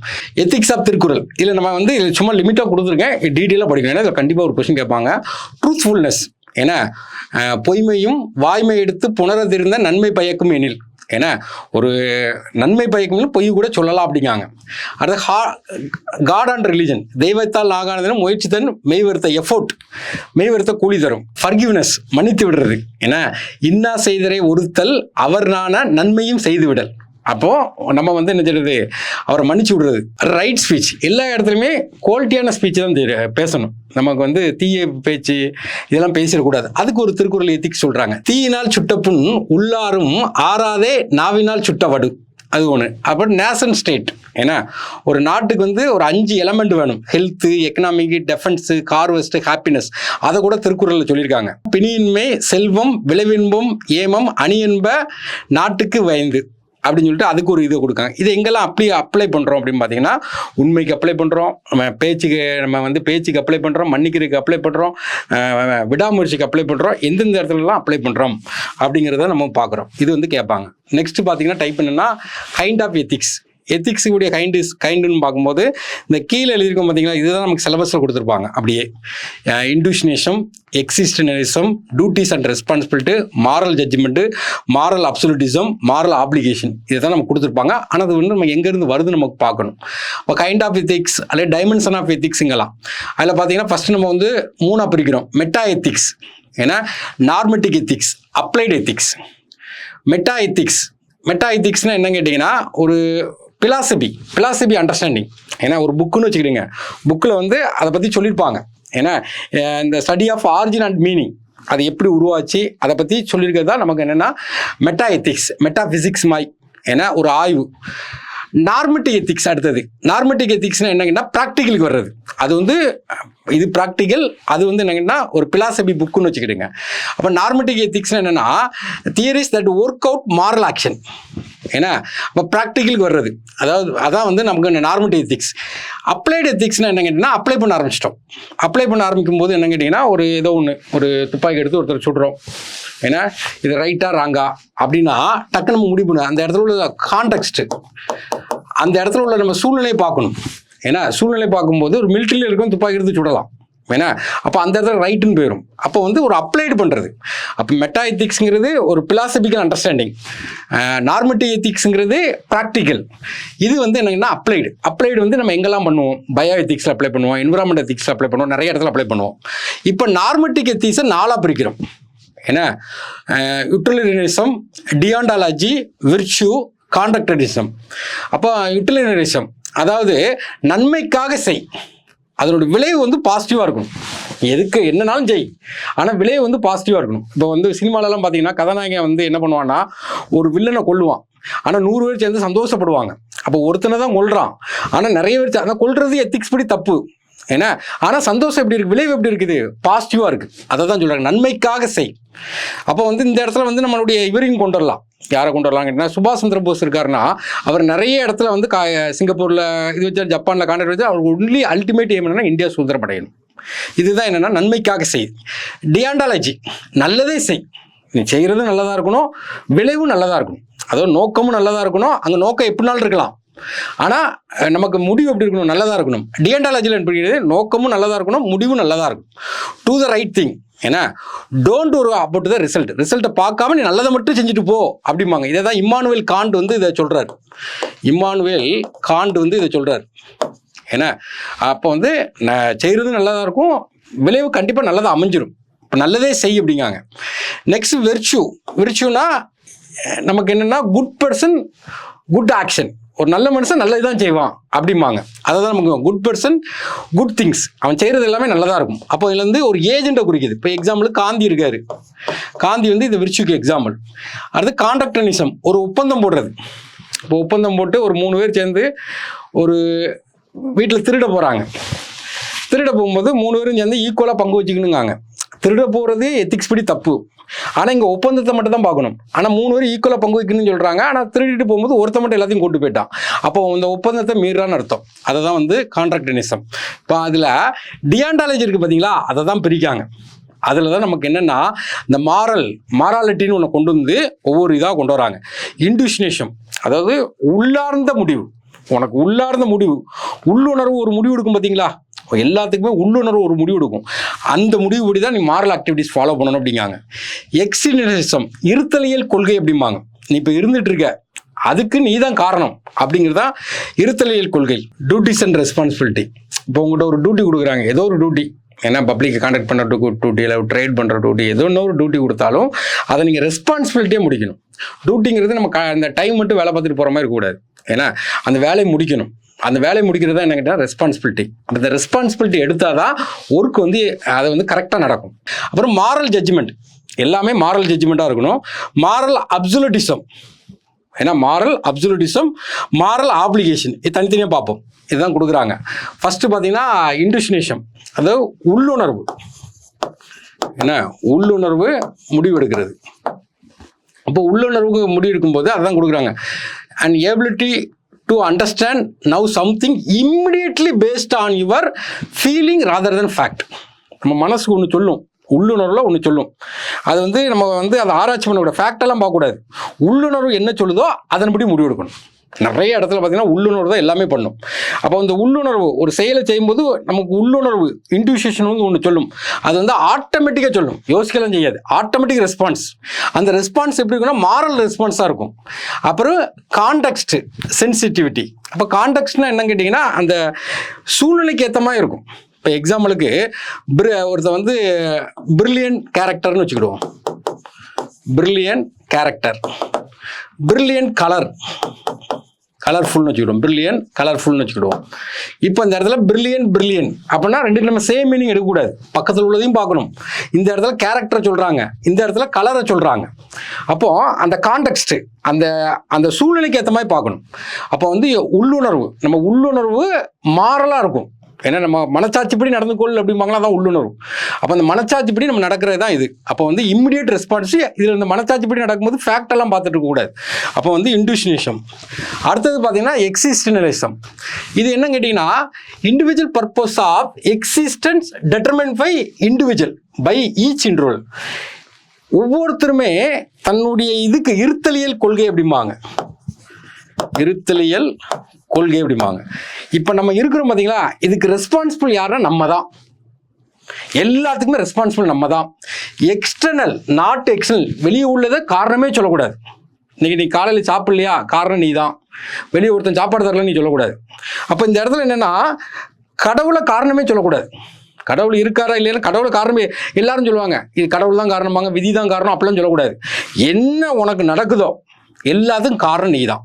ஏன்னா இருத்தலியல், நீ இருக்கிறனால தான் அதுக்கப்புறம் தான் எண்ணம். அப்போ நீ எப்படி இருக்க எல்லாத்துக்குமே காரணம். Accept responsible. எல்லா விஷயத்துக்கும் நீ தான் ரெஸ்பான்சிபிள் அப்படின்னு சொன்னா நீ வந்து தப்பு விட மாட்ட, மாரல் பிரின்சிபலை ஃபாலோ பண்ணுவ. அதுதான் நமக்கு என்ன எக்ஸிஸ்டனலிசம். நெக்ஸ்ட் பார்த்தீங்கன்னா டியூட்டிஸ் அண்ட் ரெஸ்பான்சிபிலிட்டி. இப்போ டியூட்டிஸ், ஏன்னா நார்மலாக டியூட்டிஸ் பார்க்கும்போது நம்ம ஒரு கவர்மெண்ட் எம்ப்ளாய் ஆகணும்னா இன்டெகிரிட்டி ஆஃப் த கவர்மெண்ட், எப்போதுமே இன்டெகிரிட்டியாக இருக்கணும், எப்போதுமே ஹானஸ்டாக ஃபாலோ பண்ணுறோம். அப்புறம் லாயலிட்டி டு த கான்ஸ்டியூஷன், உண்மையாக இருக்கணும், அரசியலமைப்புக்கு உண்மையாக இருக்கும். நம்மளோட டியூட்டி பெர்ஃபார்மன்ஸ் பக்காவாக இருக்கணும். பார்சியாலிட்டி காட்டிடக்கூடாது. ஏன்னா சிட்டிசனுக்கு பார்த்தீங்கன்னா குட் ஃபெய்த், அவனுக்கு வந்து உண்மையாக இருக்கணும். ஏன்னா எல்லாருக்குமே ஈக்குவல் ஆப்பர்ச்சுனிட்டி கொடுக்கணும். இதெல்லாம் டியூட்டி கொஞ்சோன்னு சொல்லியிருக்கேன். அடுத்தது ரெஸ்பான்சிபிலிட்டின்னு சொல்லும்போது ரெஸ்பான்சிபிலிட்டி எல்லா விஷயத்துலையுமே நமக்கு ரெஸ்பான்சிபிலிட்டி எடுத்துக்கணும். இப்போ பார்த்தீங்கன்னா T20 வேர்ல்டு கப் வின் பண்ணும்போது டிராவிட் வந்து ஒரு கோட் சொன்னார். With recognition there comes a responsibility. எங்கெல்லாம் உங்களுக்கு ரெகக்னைஸ் இருக்கோ அங்கே ஆட்டோமேட்டிக்காக உங்களுக்கு என்னதான் ரெஸ்பான்சிபிலிட்டி கூடிரும். அப்போ வந்து அவர் சொன்ன ஒரு கோட்ஸ். ரெஸ்பான்சிபிலிட்டி முக்கியம். கைண்ட்ஸ் ஆஃப் எத்திக்ஸில் கடைசி பார்த்தீங்கன்னா மாரல் ஆப்ளிகேஷன். ஏன்னா ஆப்ளிகேஷனாக நமக்கு தெரியும். ஏன்னா அப்போ மாரல் ஆப்ளிகேஷன்னா நமக்குன்னு உள்ள ஒரு தார்மீக கடமை, ஒரு மாரல் பிரின்சிபல் நமக்குன்னு உள்ளது. அதுக்கு ஒரு எக்ஸாம்பிள் பாருங்கள். எப்போவுமே நீங்கள் படிக்கும்போது டெஃபினிஷன், எக்ஸாம்பிள், ஒரு கோட்ஸ் படித்தா நல்லாயிருக்கும். இதில் என்ன கேட்டிங்கன்னா ஒரு எக்ஸாம்பிள் பார்க்குறோம். ஆக்சிடென்ட் இருக்குது. அப்போ நீங்கள் என்ன பண்ணீங்கன்னா டக்குன்னு அவருக்கு போய் நீங்கள் ஹெல்ப் பண்ணுறீங்க. ஒரு ஆக்சிடென்ட்டில் ஒருத்தர் கீழே விழுந்துட்டு டக்குன்னு போய் ஹெல்ப் பண்ணுறீங்க பார்த்தீங்களா, இதுதான் உங்களுடைய மாரல் அப்ளிகேஷன். அப்போ வந்து இம்மிடியேட்டாக போய் ஹெல்ப் பண்ணுறது, இதை தான் இதில் கொடுக்குறாங்க. ஏன்னா அவங்களுடைய மாரல் வேல்யூ படி ரைட் திங் அவங்களுக்கு ஹெல்ப் பண்ணுறீங்க. அப்போ வந்து doing the right thing based on our moral value, இதான் வந்து நமக்கு மாரல் ஆப்ளிகேஷன். நெக்ஸ்ட் நம்ம என்ன பண்ணுறோம்னா ஆட்டிடியூடுங்கிற ஒரு டாபிக் வரோம். ஆட்டிடியூடு ஏன்னா மனப்பான்மை. ஏன்னா ஆட்டிடியூடு, இப்போ எனக்கு ஒரு ஆட்டிடியூட் இருக்கும், உங்களுக்கு ஒரு ஆட்டிடியூட் இருக்கும், எல்லாருக்குமே டிஃப்ரெண்ட் ஆட்டிடியூட் இருக்கும். நம்ம கவனிச்சிட்ட மாதிரி இருந்திருக்கும், நம்ம ஆட்டிடியூட் வேற எங்கேயும் திங்க் பண்ணிட்டு இருக்கோம். நிறைய ஆட்டிடியூட் இருக்கும், ஏகப்பட்ட காரணம் இருக்குது. இந்த ஆட்டிடியூடுங்கிறதுக்கு வந்து காரணம் நிறைய இருக்குது. அந்த ஆட்டிடியூட் உருவாகிறதுக்கு காரணமும் நிறையா இருக்குது. அப்போ ஒரு ஆட்டிடியூடு எப்படி இருக்கும் அப்படின்னு கேட்டிங்கன்னா, ஃபஸ்ட்டு வந்து நீங்கள் ஒரு ஆள் இருக்கீங்கன்னா உங்கள் ஆட்டிடியூட் வந்து ஃபஸ்ட்டு உங்களுடைய ஃபேமிலியை சார்ந்துருக்கும். அதுக்கப்புறம் பார்த்தீங்கன்னா ஸ்கூல் வரும், அதுக்கப்புறம் பார்த்தீங்கன்னா உங்கள் காலேஜ், அதுக்கப்புறம் பார்த்தீங்கன்னா உங்கள் சொசைட்டி, அதுக்கப்புறம் பார்த்தீங்கன்னா தமிழ்நாடு, அதுக்கப்புறம் பார்த்தா இந்தியா அப்படின்னு பார்த்து உங்களுடைய கேரக்டர் டெட்டர்மின் பண்ணும். அப்போ கேரக்டர் அப்போ ஆட்டிடியூடுங்கிறது ரொம்ப இம்பார்ட்டன்ட். அதை தான் ஒரு கோட்ஸில் சொல்கிறாங்க, ஒருவரின் செயலாற்றலை விட அவரின் ஆட்டிடியூடே அவருக்கு உயர்வு தரும் அப்படிங்காங்க. நீங்கள் செயல் கூட முக்கியம் இல்லை, ஆட்டிடியூடு தான் முக்கியம் அப்படிங்காங்க. அப்போ ஆட்டிடியூடு பயங்கரமாக இருக்கணும். அந்த ஆட்டிடியூடு எப்படி தெரியும் கேட்டிங்கன்னா, இப்போ எனக்குள்ள ஆட்டிடியூடு உங்களால் பார்க்க முடியாது. ஆனால் நான் எப்போ அதை பிஹேவ் பண்ண ஆரம்பிக்கணும் என்னுடைய ஆட்டிடியூட் வெளிப்பட்டுரும். இப்போ நான் டக்குன்னு ஒரு குளத்துல போய் குளிக்க போகிறேன்னா இவன் குளிக்க போகிறான் அப்படின்னு அவனோட ஆட்டிடியூடை வெளியிட்டுரும். ஒருத்தவங்க தர்மம் கேட்கான், நான் கொடுக்க மாட்டேன்னு சொன்னால் என்னுடைய ஆட்டிடியூடை பார்த்துப்பேன், கொடுப்பேன்னு தான் என்னுடைய ஆட்டிடியூட் வேறு விதமான ஒரு ஆட்டிடியூட் பார்ப்பீங்க. அப்போ நான் எப்போ வந்து என் பிஹேவியரை காட்டுறனோ அப்போ தான் ஆட்டிடியூட் வந்து வெளிப்படும். அதுதான் வந்து நம்ம பார்க்குறோம். அப்போ நமக்கு சிலபஸே அதான் வைக்கிறான். ஆட்டிடியூடுன்னு கொடுத்துட்டு அடுத்தது என்ன கொடுக்குறாங்கன்னா திங்க் அண்ட் பிஹேவியர் அப்படிங்க. அப்போ திங்க் பண்ணுறது எப்போ நான் பிஹேவ் பண்ணுறேன் ஏன்னா அப்போ வந்து அதை தான் நம்ம கொடுக்க போகிறோம். அப்போ இந்த இடத்துல பார்த்தீங்கன்னா ஆட்டிடியூடுங்கிறது முக்கியம். ஒருத்தனை வந்து டெவலப் பண்ணி கொண்டு போகிறதே என்னென்னா ஆட்டிடியூடு தான். அப்போ வந்து நம்ம பார்த்துருப்போம், முயலும் ஆமையும் கதை பார்த்துருப்போம். அதில் பார்த்தீங்கன்னா ஆமைக்கு வந்து தன்னம்பிக்கைன்னு ஒரு ஆட்டிடியூட் இருக்கும், முயலுக்கு வந்து ஹெட்வெயிட் அது ஒரு ஆட்டிடியூடு. அந்த ஹெட்வெயிட்னால அது தோக்குது, தன்னம்பிக்கைங்கிறனால ஆமை வந்து என்னது ஜெயிக்குது. அப்போ அந்த ஆட்டிடியூடு தான், ஒருத்தனுடைய ஆட்டிடியூடு தான் அவனை எவ்வளோ மேலே கொண்டு போகும். ஆட்டிடியூடு தான் நம்ம பார்க்க போகிறோம். அப்போ ஆட்டிடியூடுன்னு பார்க்கும்போது வழக்கம் போல் நம்ம படிச்சிருந்தோம். என்ன படிக்குன்னு கேட்டிங்கன்னா டெஃபினிஷன், எக்ஸாம்பிள், கோட்ஸ். ஏன்னா அப்போ டெஃபினிஷன் இப்போ தான் உங்கள்கிட்ட சொன்னேன். ஒரு ஆட்டிடியூடுங்கிறது நீங்கள் திங்க் பண்ணுறது உங்கள் ஆட்டிடியூடு. ஏன்னா அது என்ன விதமாகவும் இருக்கலாம். ஆட்டிடியூட் பெரும்பாலும் பார்த்தீங்கன்னா ஒரு ஃபேவராக இருக்கும், இல்லைன்னா அன்ஃபேவராக இருக்கும். மாம்பழம் சாப்பிட்றியான்னு கேட்டேன்னா ஓகே சாப்பிட்றேன்னு சொன்னால் ஃபேவராக சொல்கிறீங்க, இல்லைன்னா வேண்டாம்னு சொன்னால் அன்ஃபேவர். அந்த நாய்க்குட்டி ஒன்று பிடிச்சிருக்கா அப்படின்னு கேட்டிங்கன்னா பிடிக்குதுன்னு சொன்னால் ஃபேவராக சொல்கிறீங்க, பிடிக்கலன்னா அன்ஃபேவர். எல்லாம் நம்ம ஆட்டிடியூடே எப்போவுமே பார்த்தீங்கன்னா இப்படி தான் இருக்கும். ஒன்று ஃபேவராக இருக்கும், இல்லைன்னா அன்ஃபேவராக இருக்கும். அப்போ நம்ம வந்து ஒரு ஆட்டிடியூடு, இப்போ ஒரு பொருளையும் பார்க்கும்போது நமக்கு ஒரு ஆட்டிடியூட் ஒன்று தோணும், ஒரு மனுஷனை பார்க்கும்போது ஒரு ஆட்டிடியூட் ஒன்று தோணும், ஒரு ஏரோப்ளைனை பார்க்கும்போது ஏதோ ஒன்று சம்திங். ஏன்னா அப்போ ஒரு பொருளையோ ஒரு மனுஷனையோ பார்க்கும்போது நமக்கு ஆட்டிடியூடு தரும். அந்த ஆட்டிடியூடு எப்போ பிஹேவியராக மாறுதோ அப்போ தான் வெளிப்பாட்டு தன்மை வரும். அப்போ அதை தான் இதில் கொடுக்குறாங்க. ஏன்னா அதை என்ன கொடுக்குறாங்கன்னா particular object either in favour or disfavour. அப்போ நம்ம ஆட்டிடியூட் எப்பவுமே ஃபேவராக இருக்கும், டிஸ்ஃபேவராக இருக்கும். இப்போ அந்த ஆட்டிடியூடுக்கு பார்த்தீங்கன்னா அந்த காம்போனன்ட்ஸ் அப்படிம்பாங்க, ஒரு 3 கூறுகள். அப்போ காம்போனன்ட்ஸ் சொல்லி பார்க்கும்போது ஆட்டிடியூடைய காம்போனன்ட்ஸ் பார்க்கும்போது ஒரு 3 வகையான கூறுகள் அப்படிம்பாங்க. ஆக்சுவலாக கேப் அப்படிம்பாங்க, இல்லைன்னா ஏபிசின்னு வச்சுக்கலாம். அதாவது அஃபெக்டிவ் காம்போனன்ட் அப்படிம்பாங்க. அஃபெக்டிவ் காம்போனன்ட்னா உணர்ச்சி கூறு. அடுத்து பார்த்தீங்கன்னா பிஹேவியர் காம்போனன்ட், நடத்தை கூறு. அடுத்து காகினிசன்ட் காம்போனன்ட், ஏன்னா அறிவு கூறு. இந்த 3 தான் ஒருத்தனுடைய ஆட்டிடியூட். இந்த 3 வந்து பர்சன்டேஜ் அடப்பில் டிஃபர் ஆகும். இப்போ அஃபெக்டிவ் கூறுனா என்ன, காம்பவுண்ட்னா என்னன்னு கேட்டிங்கன்னா நீங்கள் வந்து சின்ன வயசுலேருந்தே ஒன்று பார்த்து வச்சுருப்பீங்க. ஒன்று வந்து அஃபெக்டிவாக, ஏன்னா அஃபெக்டிவாக மெதுவாக நீங்கள் சொல்லுவீங்க. ஏன்னா அஃபெக்டிவ்னா ஒரு எக்ஸாம்பிளுக்கு என்ன சொல்லுவாங்கன்னா ஒரு புளியை பார்க்குறீங்க, புளியை பார்த்தோன்னா ஒரு பயம், அது வந்து அஃபெக்டிவ் கூறுகள். பிஹேவியர், புளியை பார்த்தோன்னா ஓடுறீங்க, அது உங்கள் பிஹேவியரை காட்டும், இதனுடைய பர்சன்டேஜ் இருக்கும். ஏன்னா அப்போ அஃபெக்டிவ்ங்கிறது சில விஷயத்தை கண்டா பயப்படுவீங்க, சில விஷயத்தை கண்டா வெறுப்பு வரும், சில விஷயத்தை கண்டா உங்களுக்கு ஆசையாக இருக்கும். இதெல்லாம் அஃபெக்டிவ் கூறுகள். அதனுடைய பர்சன்டேஜ் உங்கள் மனசுக்குள்ள கொஞ்சம் இருக்கும். அப்புறம் அதை ஒரு பொருளை பார்த்தோன்னே விருப்பம் வரும், எடுத்தோன்னே போய் சாப்பிட்றீங்க, அது வந்து பிஹேவியர் கூறுகள். ஏன்னா அஃபெக்டிவ்னா உங்கள் உள் மனசில் இருக்குது, பிஹேவியர்னா நீங்கள் நடத்தையில் காட்ட ஆரம்பிச்சிருந்தீங்க. அதுக்கப்புறம் இந்த பொருளை சாப்பிடவா வேண்டாமா அப்படின்னு சொல்கிறது என்ன, காகினிசன்ட்.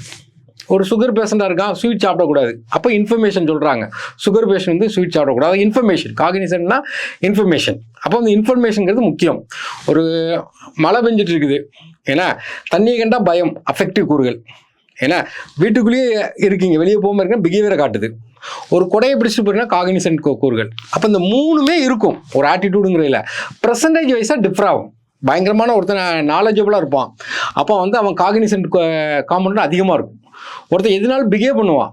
ஏன்னா இப்போ நான் வந்து உங்களுக்கு வந்து ஒரு கொஸ்டின் கேட்குறேன், பாதி பேர் ஆன்சர் பண்ணுறாங்க, பாதி பேர் ஆன்சர் பண்ணாமல் இருக்காங்க. That is behaviour. ஆன்சர் பண்ணுறதும் பிஹேவியர் தான், ஆன்சர் பண்ணாமல் இருக்கிறதும் அதுவும் ஒரு பிஹேவியர் தான். அப்போ அதனுடைய காம்போனன்ட்ஸ் கொண்டு இருக்கும். அஃபெக்டிவ்னா உள்ளுணர்வில் இருக்கக்கூடியது. இந்த 3 தான் காம்போனன்ட்ஸ் ஆஃப் த ஆட்டிடியூட் அப்படிங்காங்க. இதான் இதில் கொடுக்குறாங்க நமக்கு வந்து. அதில் என்ன கொடுக்குறாங்கன்னா டெஃபினிஷனில் என்ன சொல்லணும்னா ஒரு பொருளோ யாரையோ ஒரு நபரையோ பார்க்கும்போது which is favour, which is disfavour. இதுக்கு என்ன 3 காம்போனன்ட் சொல்கிறாங்க. காகினிட்டிவ்னா நமக்கு அறிவுசார் உள்ளது. அஃபெக்டிவ்னா என்ன, ஃபீலிங்ஸ், உணர்ச்சி. பிஹேவியர்லாம் என்ன கேட்டிங்கன்னா நடத்தை கூறுகள். இந்த 3ம் கலந்தா இருக்கும். எதனுடைய பெர்சன்டேஜ் அதிகமாக இருக்கோ அது நம்ம ஆட்டிடியூடாக வெளியே வரும். அப்போ ஆட்டிடியூடுங்கிறது நம்ம கண்ணால் பார்க்க முடியாது, உங்கள் பிஹேவியரில் தான் நம்ம பார்க்க முடியும். அப்போ அது எக்ஸாம்பிள் ஆட்டிடியூடை பொறுத்தவரைக்கும் பெரும்பாலும் பார்த்தீங்கன்னா பாசிட்டிவ் ஆட்டிடியூட் இருக்கும், நெகட்டிவ் ஆட்டிடியூட் இருக்கும். பாசிட்டிவ் ஆட்டிடியூட் நமக்கு வந்து ஃபர்கிவிங், மன்னிக்கிறது, ஜென்ரஸாக இருக்கிறது, நன்றி உணர்ச்சியாக இருக்கிறது, ஹார்ட் ஒர்க் பண்ணுறது, ஹானஸ்ட்டாக இருக்குது, இதெல்லாம் வந்து பாசிட்டிவ் ஆட்டிடியூட். நெகட்டிவ் ஆட்டிடியூட் ஏன்னா இப்போ வந்து பெசிமிஸ்ட் நெகட்டிவ் சைடில் இருக்குது, சோம்பேறி, லேசினஸ், செல்ஃபிஷ், அரகண்டாக இருக்குது. அப்போ நம்ம ஒரு சிவில் சர்வெண்ட்டாக வேலைக்கு போகும்போது நம்மளை பொறுத்த வரைக்கும் எப்போவுமே பாசிட்டிவ் ஆட்டிடியூட் தான் வேணும். அதனால தான் இதை உள்ளே கொண்டு வந்து வைக்கிறாங்க. அப்புறம் கோட்ஸ் கொடுக்காங்க. You can often change your circumstances by changing your attitude. உங்கள் ஆட்டிடியூடை சேஞ்ச் பண்ணிங்கன்னா உங்கள் சர்க்கம்டன்ஸையும் என்ன செய்யலாம், சேஞ்ச் பண்ணலான்னு ஒரு கோட்ஸ் ஏன்னா ரூஸ்வெல்ட் சொல்லியிருக்காரு. அப்புறம் attitude is a little thing that makes a big difference. ஆட்டிடியூடுங்கிறது ஒரு சின்ன திங்கிங் தான், ஆனால் ஒரு பிக் டிஃப்ரென்ஸை உருவாக்கும் அப்படின்னு சர்ச்சில் வந்து சொல்லியிருக்காரு. ஏன்னா next attitude at the beginning of the difficult task. ஏன்னா ஒரு நீங்கள் வந்து உங்களோட ஆட்டிடியூடு முதல்லயே வந்து ஒரு டிஃபிகல்ட் டாஸ்க் எடுத்தீங்கன்னா கண்டிப்பாக அதே மெயின்டைன் பண்ணால் நம்ம என்ன பண்ணாங்கன்னா அவுட்கம் வந்து சக்ஸஸ்ஃபுல்லாக இருக்கும். இதை வந்து வில்லியம் ஜேம்ஸ் சொல்லியிருக்காரு கோட்ஸ். அப்புறம் ஆட்டிடியூடுனா என்ன அப்படின்னு பார்க்கணும். இல்லை என்னெல்லாம் கவர் பண்ணணும்னா காம்போனன்ட்ஸ் ஆஃப் ஆட்டிடியூட், அதை தான் நம்ம பார்த்தோம், ஏபிசின்னு சொல்லி பார்த்தோம். Affective component, behavioural component, Cognizant component. அடுத்து ஃபார்மேஷன், ஏன்னா ஆட்டிடியூட் எப்படி ஃபார்மேஷன் ஆகுது. அடுத்து ஃபங்க்ஷன், அது எப்படி ஃபங்க்ஷன் ஆகுது. ஆட்டிடியூட் ஃபங்க்ஷன் ஆகும், நாலேஜ் அடிப்படையில் ஃபங்க்ஷன் ஆகும், சோசியல் இன்ஃப்ளூயன்ஸ் அடிப்படையில் ஃபங்க்ஷன் ஆகும், ஈகோ அடிப்படையில் நான் இப்படி தான் அப்படிம்பாங்க, ஏன் ஆட்டிடியூட் இப்படி தான் அப்படிம்பாங்க. ஏன்னா அப்போ வந்து ஈகோ ஏன்னா பிறகு பார்த்தீங்கன்னா ஒருத்தன் பார்த்தீங்கன்னா பயங்கரமாக சென்ட் அடிச்சுட்டு போவான், நல்லா ட்ரெஸ் அடிச்சுருப்பான், ஆடம்பரமாக இருப்பான். அப்போ அது அவனுடைய ஆட்டிடியூட். அப்போ ஆட்டிடியூட் ஃபங்க்ஷன். கேரக்டரிஸ்டிக்ஸ் என்னென்னலாம் கேரக்டர் இருக்குன்னு சொல்லி பார்க்குறதா நம்ம இது. அப்போ இதில் வந்து நம்ம 4 பாயிண்ட் காம்போனன்ட் எப்படி ஃபார்ம் ஆகுது, எப்படி ஃபங்க்ஷன் ஆகுது, கேரக்டர் என்ன கேரக்டர்லாம் இருக்கும் அப்படின்னு சொல்லி பார்க்குறோம். இப்போ ஆட்டிடியூடுக்கும் பிஹேவியரும் நமக்கு சிலபஸ் அதான் என்ன கொடுத்துருக்காங்கன்னா தாட் அண்ட் பிஹேவியர் ஆட்டிடியூடில் சிலபஸ் அதான் கொடுக்குறான். அதுக்கப்புறம் நமக்கு சிலபஸ் என்னன்னா moral attitude, political attitude, 3 unit தான். அப்போ இதில் 3 யூனிட் படிச்சா நமக்கு முடிஞ்சது சாப்டர். அப்போ ஆட்டிடியூட்னா என்ன, பிஹேவியர்னா என்ன. ஆட்டிடியூட்னா என்ன, இன்டர்னல் காம்போனன்ட் உள்ளே இருக்கும். பிஹேவியர்னா என்ன, மனிஃபெஸ்டேஷன், எக்ஸிபிஷன். ஏன்னா நம்ம ஆட்டிடியூடை வெளிப்படுத்துறது தான் பிஹேவியர்.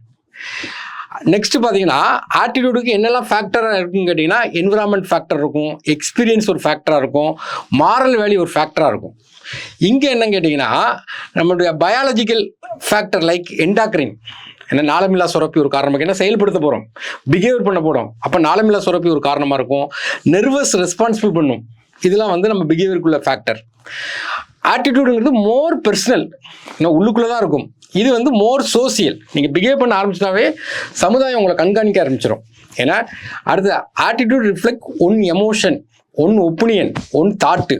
ஏன்னா பிஹேவியர் என்ன பண்ணுன்னு கேட்டிங்கன்னா ரிஃப்ளெக்ஷன் அவர் தாட்டை வந்து என்ன செய்யணும், ரிஃப்ளெக்ட் பண்ணுது. எக்ஸாம்பிள் பொறுத்த வரைக்கும் என்ன கொடுக்காங்கன்னு கேட்டிங்கன்னா டீனேஜில் இருக்கிறவங்க என்ன பண்ணுவாங்கன்னா எல்டர் பீப்புளுக்கு, புவர் பீப்புளுக்கு ஹெல்ப் பண்ணணும்னு நினச்சிட்டு இருப்பாங்க. அது அவங்களோட ஆட்டிடியூட். பிஹேவியரை பொறுத்த வரைக்கும் நீங்கள் பஸ்ஸில் போயிட்டு இருக்கீங்க, ஒரு வயசான ஆள் வர, டக்குன்னு நீங்கள் எந்திரிச்சு இடம் கொடுத்துருவீங்க, ஹெல்ப் பண்ணுறீங்க. ஒரு சிக்னல் கிராஸ் பண்ண முடியாமல் ஒரு மனுஷன் இருக்காரு, அவருக்கு கிராஸ் பண்ணி விட்றீங்க, பிஹேவியரில் காண்கிறீங்க. இதான் ஆட்டிடியூடுக்கும் பிஹேவியருக்கும் உள்ள வித்தியாசம்.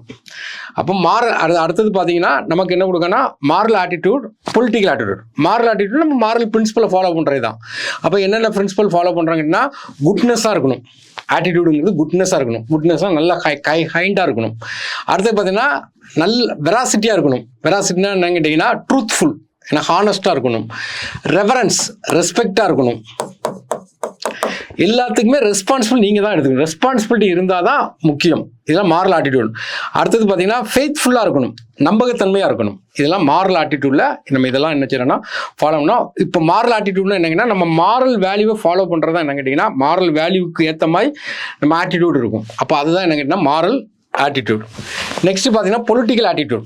பொலிட்டிக்கல் ஆட்டிடியூடுன்னு சொல்லும்போது நமக்குவே சில கட்சி நம்ம வந்து நார்மலாக பார்த்தா பொலிட்டிக்கல் ஆட்டிடியூடுன்னு பார்க்கும்போது நம்ம நார்மலாக பார்க்குறது என்னென்னா ரைட்டிசம், லெஃப்டிசம், சென்ட்ரலிசம் அப்படிம்பாங்க. அப்போ பொருளாதார அடிப்படையில் பார்க்கும்போது ரைட்டிசங்கிறது முதலாளி வர்க்கம், சிலவங்களுக்கு முதலாளி வர்க்கம் பிடிக்கும், அப்போ வந்து ரைட்டிசத்துக்கு சப்போர்ட் பண்ணுவாங்க. லெஃப்டிசங்கிறது கம்யூனிஸ்ட்டு, அப்போ லெஃப்டிசம், கம்யூனிசம் அதுக்கு சப்போர்ட் பண்ணுவாங்க. சென்ட்ரலிசங்கிறது 2 கலந்து இருக்கும், காங்கிரஸ் கட்சி மாதிரி. அப்போ வந்து நம்மளுடைய பொலிட்டிக்கல் ஆட்டிடியூட், இது நம்மளுடைய பொலிட்டிக்கல் ஆட்டிடியூட். அப்போ பொலிட்டிக்கல் ஆட்டிடியூட் எதெல்லாம் வச்சு வரும் அப்படின்னு கேட்டிங்கன்னா நார்மலாக பார்த்தீங்கன்னா ஃபேமிலி இன்ஃப்ளூயன்ஸ். உங்கள் ஃபேமிலி ஒரு கட்சியை தீவிரமாக ஃபாலோ பண்ணிருப்பாங்க, அதே இதுக்கு உங்கள் ஆட்டிடியூடும் மாறிடும். அது அடுத்தது பார்த்தீங்கன்னா உங்கள் எக்கனாமிக் ஸ்டேட்டஸை வச்சு மாறும். அடுத்தது உங்கள் காஸ்ட்டு ரோல் ஆஃப் காஸ்ட்டு, ஒரு காசு உங்கள் காசை சார்ந்தவங்க ஒரு கட்சி வச்சுருப்பாங்க, அப்போ நீங்கள் அவங்களுக்கு அவங்க ஆட்டிடியூட் சப்போர்ட் பண்ணுற மாதிரி இருக்கும். அப்புறம் காகினிசன், அறிவு சார்ந்து சப்போர்ட் பண்ணுற மாதிரி இருக்கும். ரிலிஜியன் இம்பாக்ட், நீங்கள் வந்து ஒரு ரிலிஜனுக்கு ரொம்ப இதாக இருப்பீங்க, அப்போ அது சார்பாக உள்ள கட்சிக்கு நீங்கள் வந்து என்ன செய்வீங்கன்னா சப்போர்ட் பண்ணுவீங்க. எஜுகேஷனல் இன்ஃப்ளூன்ஸ், உங்கள் கூட இருந்த யாராட்டும் ஒரு ஆள் இருப்பாங்க எஜுகேஷனலாக ஒரு கட்சிக்கு சப்போர்ட் பண்ணுன்னு இருப்பீங்க, அப்போ அதுக்கு சப்போர்ட் பண்ணுவீங்க. அப்போ இதெல்லாம் வந்து என்ன கேட்டிங்கன்னா உங்களுக்கு பொலிட்டிக்கல் ஆட்டிடியூட். அப்போ பொலிட்டிக்கல் ஆட்டிடியூட் எப்படி இருக்குன்னு கேட்டிங்கன்னா நார்மலாக தீவிரமாக உங்களுக்கு பிடிச்ச ஒரு தலைவன் இருப்பான், ஒரு நடிகர் இருப்பான், அவன் வந்து அவனுடைய சித்தாந்தமே தெரியாது, ஆனால் நீங்கள் உங்களோட ஆட்டிடியூட் என்ன, அவனுக்கு நான் சப்போர்ட் பண்ணிடுவோமா. உங்கள் கம்யூனிட்டியில் ஒருத்தன் நிற்பான், அவனுக்கு ஆட்டோமேட்டிக்காக சப்போர்ட் பண்ணிடுவீங்க, எனக்கு வந்து தான் பிடிக்கும். அதுதான் பொலிட்டிக்கல் ஆட்டிடியூட். அப்போ பொலிட்டிக்கல் ஆட்டிடியூடை பொறுத்த வரைக்கும் பார்த்தீங்கன்னா மாடரேட் இப்படியும் பிடிச்சிக்கலாம், ஏன்னா மாடரேட், லெஸ் சேஞ்சர்ஸ், ஏன்னா அடுத்தது வந்து மோர் சேஞ்சர்ஸ். அப்போ லெஸ் சேஞ்சர்ஸ் இந்த கன்சர்வேட்டிவ் பார்ட்டிம்பாங்க, அது லெஸ் சேஞ்சர்ஸ். மோர் சேஞ்சஸ் ஏன்னா தீவிரவாத குரூப். இப்போ ஃப்ரான்ஸில் கூட எலெக்ஷன் வந்துச்சு, அப்போ முதல்ல பார்த்தீங்கன்னா ரைட்டிசம் வின் பண்ணாங்க. அடுத்தாப்புல பார்த்தீங்கன்னா அங்கே உள்ள ஃபுட்பால் பிளேயரை சொன்னார், என்ன சொன்னார்னா ஃப்ரான்ஸை காப்பாற்றுன்னு சொன்னாங்க. திரும்ப எல்லாரும் ஓட்டு போட்டு லெஃப்டிசத்துக்கு வந்தாங்க. அப்போ அவங்க சித்தாந்தம் மாறுது. இதை தான் அவங்க ஆட்டிடியூடை நிர்ணயம் பண்ணுது. அப்போ பொலிட்டிக்கல் ஆட்டிடியூடுங்கிறது ஒரு முக்கியமானது. நெக்ஸ்ட்டு ஏன்னா இதான் 4வது டாபிக். 3 டாபிக் முடிச்சிட்டோம். ஏன்னா என்னெல்லாம் முடிச்சிருக்கீங்கன்னா எத்திக்ஸ் அண்ட் ஹியூமன் இன்டர்ஃபேஸு, 2வது பார்த்தீங்கன்னா கைண்ட்ஸ் ஆஃப் எத்திக்ஸு, 3வது ஆட்டிடியூட் முடிச்சிட்டோம். இதோட 4 முடிஞ்சுது. Ethics in public administration. Public அட்மினிஸ்ட்ரேஷனில் எத்திக்ஸு என்னெல்லாம் கொடுக்கான்னா philosophical basis of governance, property in governance, அடுத்து code of ethics, code of conduct. ஏன்னா கவர்னன்ஸ்னால் என்னது, ஒரு ஆளுகை ஆட்சி, அதில் வந்து பிலாசபிக்கல் பேசிஸ் என்னது. ப்ராபர்ட்டின்னு என்ன, இப்போ நம்ம என்ன பார்த்தோம், எத்திக்ஸ்னு என்னது, சொசைட்டியில் மாரல் பிரின்சிபலை ஃபாலோ பண்ணுறது எத்திக்ஸ். மாராலிட்டின்னு என்ன பார்த்தோம், தனிநபர் மாரல் பிரின்சிபலை ஃபாலோ பண்ணுறது என்னது மாராலிட்டி. அதுமாதிரி கவர்னன்ஸு அவன் வந்து ஒரு மாரல் பிரின்சிபலை ஃபாலோ பண்ணுவாங்க. ஆனால் அதுக்கு அந்த கவர்னன்ஸ்குள்ள எத்திக்ஸ் பேர் என்னங்கன்னா ப்ராபர்ட்டி அப்படிம்பாங்க. இப்போ ப்ராபர்ட்டிங்கிறது கவர்னன்ஸ் வந்து மாரல் பிரின்சிபலை ஃபாலோ பண்ணுறாங்க, அது எத்திக்ஸ். கவர்னன்ஸ்குள்ள எத்திக்ஸ் பேர் தான் ப்ராபர்ட்டிம்பாங்க. இந்த கொஸ்டின் கண்டிப்பாக கேட்பாங்க, ப்ராபர்ட்டி ஆஃப் கவர்னன்ஸ்ங்கிறது கேட்குறதுக்கு நிறைய வாய்ப்பு. அப்புறம் code of ethics. Code of எத்திக்ஸ்னா என்ன அப்படின்னு பார்க்க போகிறோம். கோட் ஆஃப் கான்டக்ட்னா என்னன்னு பார்க்க போகிறோம். கோட் ஆஃப் எத்திக்ஸ்க்கும் கோட் ஆஃப் கான்டக்ட்னா ரூலை ஃபாலோ பண்ணுறது, எத்திக்ஸை ஃபாலோ பண்ணுறது. அப்புறம் பார்த்தீங்கன்னா ஒரு பப்ளிக் சர்வெண்ட்டு பப்ளிக் சர்வீஸில் பிரைமரி ரெஸ்பான்சிபிலிட்டி என்னெல்லாம் இருக்குன்னு பார்க்குறோம். நெக்ஸ்ட் பார்த்தீங்கன்னா ரைட் டு இன்ஃபர்மேஷன் ஆக்ட், ஏன்னா முக்கியமான ஆக்ட். இது ஃபுல்லாக கவர்னன்ஸ் இருக்கும், ஏன்னா ஃபுல்லாக கவர்னன்ஸ். அதில் டிரான்ஸ்பரன்சி ஆஃப் இன்ஃபர்மேஷன் ஷேரிங், நீங்கள் இதெல்லாம் டிரான்ஸ்பரண்ட்டாக வெளிப்படைத்தன்மையாக ஒரு இன்ஃபர்மேஷன் ஷேர் பண்ணுறீங்க. அதே நேரத்தில் பார்த்தீங்கன்னா மெயின்டெனன்ஸ் ஆஃப் கான்ஃபிடென்ஷியலி, இதெல்லாம் வந்து கான்ஃபிடென்ஸாக மெயின்டைன் பண்ணுறீங்க. இப்போ செக்யூரிட்டி சம்மந்தமாக இருக்கும், அதை கான்ஃபிடென்ஸாக மெயின்டைன் பண்ணுறீங்க, மீதி வந்து ஷேர் பண்ணுறீங்க. அப்புறம் டிஸ்க்ளோசர், தரவுகளை வெளியிடுதல். அப்போ பர்டிகுலர் பர்சன் வந்து இந்த தரவுகளை கேட்கான், தரவுகளை கேட்கணும், அதை மட்டும் நீங்கள் என்னது வெளியிடுதல். டிரான்ஸ்பரண்ட்னா எல்லாத்தையுமே வெளியிடுதல். அப்போ ஆர்டிஐயில் வர்றது. அப்புறம் பார்த்தீங்கன்னா இன்ட்ராக்ஷன், ஏன்னா நீங்கள் ஒரு ஆஃபீஸர் கேட்டகரி போகும்போது நிறைய பேர் இன்ட்ராக்ஷன் பண்ண வேண்டியிருக்கும். அதாவது ப்ரொபோஷனல் இன்ட்ராக்ஷன் இருக்கும், நான் ப்ரொபோஷனல் இன்ட்ராக்ஷன் இருக்கும். ப்ரொபோஷனல் ஒரு ஆள்கிட்ட வந்து இன்ட்ராக்ஷன் பண்ணுவீங்க, நீட்டாக போவீங்க, அங்கே ஒரு இதை மெயின்டைன் பண்ணுவீங்க. நான் ப்ரொபோஷனல் அதெல்லாம் பார்க்கக்கூடாது. அடுத்து பொட்டென்ஷியலி பெனிஃபிஷியல் இன்ட்ராக்ஷன், உங்களுக்கு பொட்டென்ஷியலாக ஒரு பெனிஃபிட் இருக்குது, நாட் கரப்ஷன் இல்லை, பொட்டென்ஷியலாக அந்த நீங்கள் வேலை பார்க்குற இடத்துல ஒரு பெனிஃபிட் இருக்குன்னா அந்த இடத்துல ஒரு இன்ட்ராக்ஷன் பண்ணணும். அடுத்தது பவுண்ட்ரி ஆஃப் காம்படன்ஸ், ஏன்னா உங்களுக்கு ஒரு தகுதி இருக்கும், ஏன்னா காம்படன்ஸ்னு என்னது, ஒரு திறன் தகுதி, அதையும் தாண்டி பவுண்டரியை தாண்டி நம்ம சில இடத்துல வேலை பார்க்க வேண்டியது இருக்கும். அடுத்து consultation of the ethical application. Ethical அப்ளிகேஷனில் நம்ம ஏற்கனவே மாரல் அப்ளிகேஷன் பார்த்தோம், அதே மாதிரி என்ன கேட்டிங்கன்னா ethical application, consultation, ethics and non discrimination பார்க்குறோம். அப்புறம் நம்ம ஏற்கனவே குரூப் 2ல் படிச்சிருப்போம், citizen charter, challenges of corruption, ஏன்னா ethics of public policy determination. இது எல்லாமே நமக்கு வந்து கவர்னன்ஸுங்கிற ஒரு டாப்பிக்கில் பார்க்குறோம். அதில் முதல்ல பார்க்குறது என்ன கேட்டிங்கன்னா பப்ளிக் அட்மினிஸ்ட்ரேஷன். பப்ளிக் அட்மினிஸ்ட்ரேஷன்னா என்ன, அதில் எத்திக்ஸ் எப்படி இருக்குன்னு கேட்டிங்கன்னா ஃபஸ்ட்டு வந்து நியூட்ரல் சிஸ்டத்தை மெயின்டைன் பண்ணணும். பொலிட்டிக்கலாக பார்த்தீங்கன்னா அந்த சைடு இந்த சைடு சாஞ்சிடக்கூடாது, அப்போ நியூட்ரலாக மெயின்டைன் பண்ணுறோம். அடுத்தது பார்த்தீங்கன்னா நம்ம என்ன பண்ணிங்கன்னா கலெக்டிவ் வில்லாக இருக்கணும். அதாவது கலெக்டிவ் வில்லா என்னென்னா பப்ளிக் இன்ட்ரெஸ்ட்டை பாதுகாக்கணும், அதான் மெயின் தாட்டாக இருக்கணும். உங்களோட வேலை என்ன கேட்டிங்கன்னா பப்ளிக் அட்மினிஸ்ட்ரேஷன் போது பப்ளிக்குடைய இன்ட்ரெஸ்ட்டை பாதுகாக்கணும், அதான் முக்கியம். எம்பசிஸ் ஆன் பப்ளிக் ஸ்பியர், அதாவது லாப நோக்கம் இல்லாமல் ஒன்லி பப்ளிக்குடைய முக்கியத்துவம் தான் முக்கியம், அதுக்கு தான் நீங்கள் அழுத்தம் கொடுக்கணும். அதான் emphasis on public sphere. Improving life of the people, அதாவது அங்கே நீங்கள் இருக்கக்கூடிய இடத்துல அங்குள்ள மக்கள் வந்து இம்ப்ரூவ் ஆகணும். அப்போ நீங்கள் இந்த மக்களுக்கு தான் சர்வீஸ் டு த பீப்புள், மக்களுக்கு தான் நிச்சயம் ஹெல்ப் பண்ணணும். நெக்ஸ்ட்டு பாலிசி இம்ப்ளிமெண்டேஷன், ஒரு பாலிசியை இம்ப்ளிமெண்ட் பண்ணவும் தெரியணும், அந்த பாலிசியை ஃபார்முலேட் பண்ணவும் தெரியணும். இதெல்லாம் பப்ளிக் அட்மினிஸ்ட்ரேஷனில் நம்ம ஃபாலோ பண்ணக்கூடியது. இதை தான் டீட்டெயிலாக கொடுத்துருக்காங்க. பாலிசி இம்ப்ளிமெண்டேஷன்னா என்ன, இம்ப்ரூவிங் லைஃப் ஆஃப் பீப்புள், கலெக்டிவ்னா என்ன, நியூட்ரல் சிஸ்டம்னா என்ன, எம்பசிஸ் அண்ட் பப்ளிக் சர்வீஸ் ஸ்பியர்னா என்னன்னு கொடுத்துருக்காங்க. அடுத்தது பார்த்தீங்கன்னா இதுதான் கொடுத்துருக்காங்க, முதல் லைனில் இதான் கொடுத்துருப்பாங்க. ஏன்னா ஃபஸ்ட்டு பப்ளிக் அட்மினிஸ்ட்ரேஷனுக்கு விளக்கம் பார்த்துருக்கோம். அடுத்து பார்த்தீங்கன்னா பிலாசபிக்கல் பேசிஸ் ஆஃப் கவர்னன்ஸ். இப்போ பிலாசபிக்கல் பேசிஸ் ஆஃப் கவர்னன்ஸ் பார்க்கும்போது கான்ஃபிடன்ஸ் ஆஃப் பப்ளிக், ஏன்னா அப்போ பப்ளிக்கிட்ட ஒரு கான்ஃபிடன்ஸ், நம்பிக்கையை நீங்கள் வாங்கணும். அப்போ நீங்கள் டிரான்ஸ்பரண்ட்டாக இருக்கணும். அடுத்து சோசியல் ஜஸ்டிஸ், அப்போ இன்இக்வாலிட்டி, ஏன்னா இன்இக்வாலிட்டியை ரிடியூஸ் பண்ண பார்க்கணும். அடுத்தது அப்ஹோல்டிங் பேசிக் ஹியூமன் ரைட்ஸ், அதாவது மக்களுடைய நலனுக்கு முக்கியத்துவம் கொடுக்கணும். எஃபிஷியன்சி, ஏன்னா ரிடியூஸ் த கரப்ஷன், ஏன்னா ஃபினான்ஸை வந்து கரெக்டாக யூட்டிலிட்டி பண்ணணும். கரப்ஷன் இருக்கும்போது ஃபினான்ஸை கரெக்டாக யூட்டிலிட்டி பண்ண முடியாது. அப்போ கரப்ஷன் இல்லாமல் இருந்தால் ஃபினான்ஸை நீங்கள் வந்து என்ன செய்யலாம், எஃபிஷியன்சியாக பயன்படுத்தலாம். அப்ஹோல்டிங் யூனிவர்சல் வேல்யூ சிஸ்டம், அப்படின்னா என்னென்னா யூனிவர்சல் இதில் பார்க்கும்போது நோ நெப்பாட்டிசம், ஏன்னா நோ ஃபேவரிட்டிசம். அப்போ ஆட்டோமேட்டிக்காகவே நமக்கு வந்து அட்மினிஸ்ட்ரேஷன் பக்காவாக இருக்கும், கவர்னன்ஸ் பக்காவாக இருக்கும். கம்பஷன், அதாவது இறக்க குணம், வல்னரபிள் செக்ஷன் இருப்பாங்க, கேர்ள்ஸ் இருப்பாங்க, சில்ட்ரன் இருப்பாங்க, ட்ரைபல் மக்கள் இருப்பாங்க. அப்போ அவங்ககிட்டலாம் நீங்கள் வந்து கம்பஷனாக நடந்துக்கிடணும். இதெல்லாம் வந்து பிலாசபிக்கல் பேசிஸ் ஆஃப் கவர்னன்ஸ், இதை தான் இதில் வரிசையாக கொடுத்துருக்காங்க. Next property in governance. அப்போ ப்ராபர்ட்டினா எத்திக்ஸ் இன் கவர்னன்ஸ், ஏன்னா ப்ராப்பர்ட்டி இன் கவர்னன்ஸ்னால் நமக்கு கவர்னன்ஸில் நம்ம என்னென்ன எத்திக்ஸ்லாம் ஃபாலோ பண்ணுறோம் அப்படிங்கிறது தான் முக்கியம். அப்போ வந்து கவர்னன்ஸில் நம்ம என்னெல்லாம் ஃபாலோ பண்ணோன்னா நம்ம இந்த கீ வார்த்தையை நல்லா படித்து வச்சாவே போதும். ஹானஸ்ட்டாக இருக்கணும், ஏன்னா ஹானஸ்ட்டாக நேர்மை. எம்பதி, ஏன்னா ஒரு அனுதாபம், அது ஒரு நம்ம சிம்பதிங்கிறத விட எம்பதியாக இருக்கணும், ஏன்னா எம்பதியாக இருக்கணும். இன்டெகிரிட்டி, ஏன்னா ஹானஸ்ட்டை கன்சிஸ்டன்சியாக ஃபாலோ பண்ணணும், ஒரு எத்திக்ஸை கன்சிஸ்டன்சியாக ஃபாலோ பண்ணணும், அதான் இன்டெகிரிட்டி. அப்போ இன்டெகிரிட்டிங்கிறது நம்ம வந்து தொடர்ச்சியாக நம்ம நேர்மையாக இருக்கணும், இன்டெகிரிட்டியாக இருக்கணும். அக்கௌண்டபிலிட்டி, பொறுப்பாக இருக்கணும். ஏன்னா அடுத்தது கமிட்மெண்ட் டு கான்ஸ்டியூஷனுக்கு கமிட்மெண்ட்டாக இருக்கணும். பார்சியாலிட்டி பார்க்கக்கூடாது, ஏன்னா கான்ஃபிடென்ஷியலாக இருக்கணும். சில விஷயத்தில் கான்ஃபிடென்ஷியலாக இருக்கணும், சில விஷயத்தில் என்ன டிரான்ஸ்பரன்சியாக இருக்கணும். டெடிகேட்டட் டு பப்ளிக் சர்வீஸ், இதெல்லாம் நம்ம வந்து ஒரு கவர்னன்ஸில் ஃபாலோ பண்ணக்கூடிய ஒரு எத்திக்ஸ். ப்ராபர்ட்டி இன் கவர்னன்ஸ், ஏன்னா இந்த இப்போ நம்ம சொன்ன வார்த்தைக்கெல்லாம் விளக்கம் பார்த்துட்டா நமக்கு ஆட்டோமேட்டிக்காக ஒரு பிக் கொஸ்டின் எழுதிடலாம். இப்போ ப்ராப்பர்ட்டி ஆஃப் கவர்னன்ஸ் சொல்லி பார்க்கும்போது அங்கே என்ன சொல்கிறாங்கன்னா, விளைவுகளை விட நம்மளோட ப்ரொசீஜர், ப்ராசஸ்ஸு, சிஸ்டம் இதுதான் முக்கியம் அப்படிங்காங்க. ஏன்னா அவுட்கம்மை விட நம்ம என்ன ப்ரொசீஜரை ஃபாலோ பண்ணுறோம், என்ன ப்ராசஸை ஃபாலோ பண்ணுறோம், என்ன சிஸ்டம் ஃபாலோ பண்ணுறோம், அதை தான் பார்க்கணும். அப்போ இது நன்மையாக இருக்கணும், ப்ரொசீஜர் கரெக்டாக இருக்கணும். அப்போ அதான் நமக்கு வந்து இது. அடுத்தது பார்த்தீங்கன்னா அந்த ப்ராப்பர்ட்டியை பொறுத்த வரைக்கும் என்னென்னா efficient and effective system of governance and socio economic development. அப்போ ப்ராப்பர்ட்டியில் எசென்சியல் முக்கியமானது என்னன்னு கேட்டிங்கன்னா efficient and effective system of governance, social economic development இருக்கணும். இது இருந்தால் தான் நமக்கு வந்து என்னங்கன்னா என்ஷூர் தி ப்ராப்பர்ட்டி வரும். அப்போ நம்ம வந்து எஃபிஷியண்ட்டாகவும் இருக்கணும், சோசியல் டெவலப்மெண்ட்டாகவும் இருக்கணும். அப்புறம் எஃபெக்டிவ் லா ஃபாலோ பண்ணணும், எஃபெக்டிவ் ரூல்ஸ் அண்ட் ரெகுலேஷனை ஃபாலோ பண்ணணும், எஃபெக்டிவ் ஃபேர் இம்ப்ளிமெண்டேஷன் லாவை ஃபாலோ பண்ணணும், கரப்ஷனே இருக்கக்கூடாது.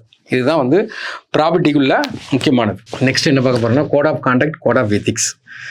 அப்போ நமக்கு வந்து எத்திக்ஸுங்கிறது தெரியும். நமக்கு எத்திக்ஸுங்கிறது என்னென்னா நமக்கு உள்ள மாரல் வேல்யூ தான் மாரல் பிரின்சிபலாக மாறும். அந்த பிரின்சிபலை நம்ம என்ன செய்யணும்னா ஆக்ஷன், ஹியூமன் ஆக்டிவிட்டியாக மாற்றுவோம்.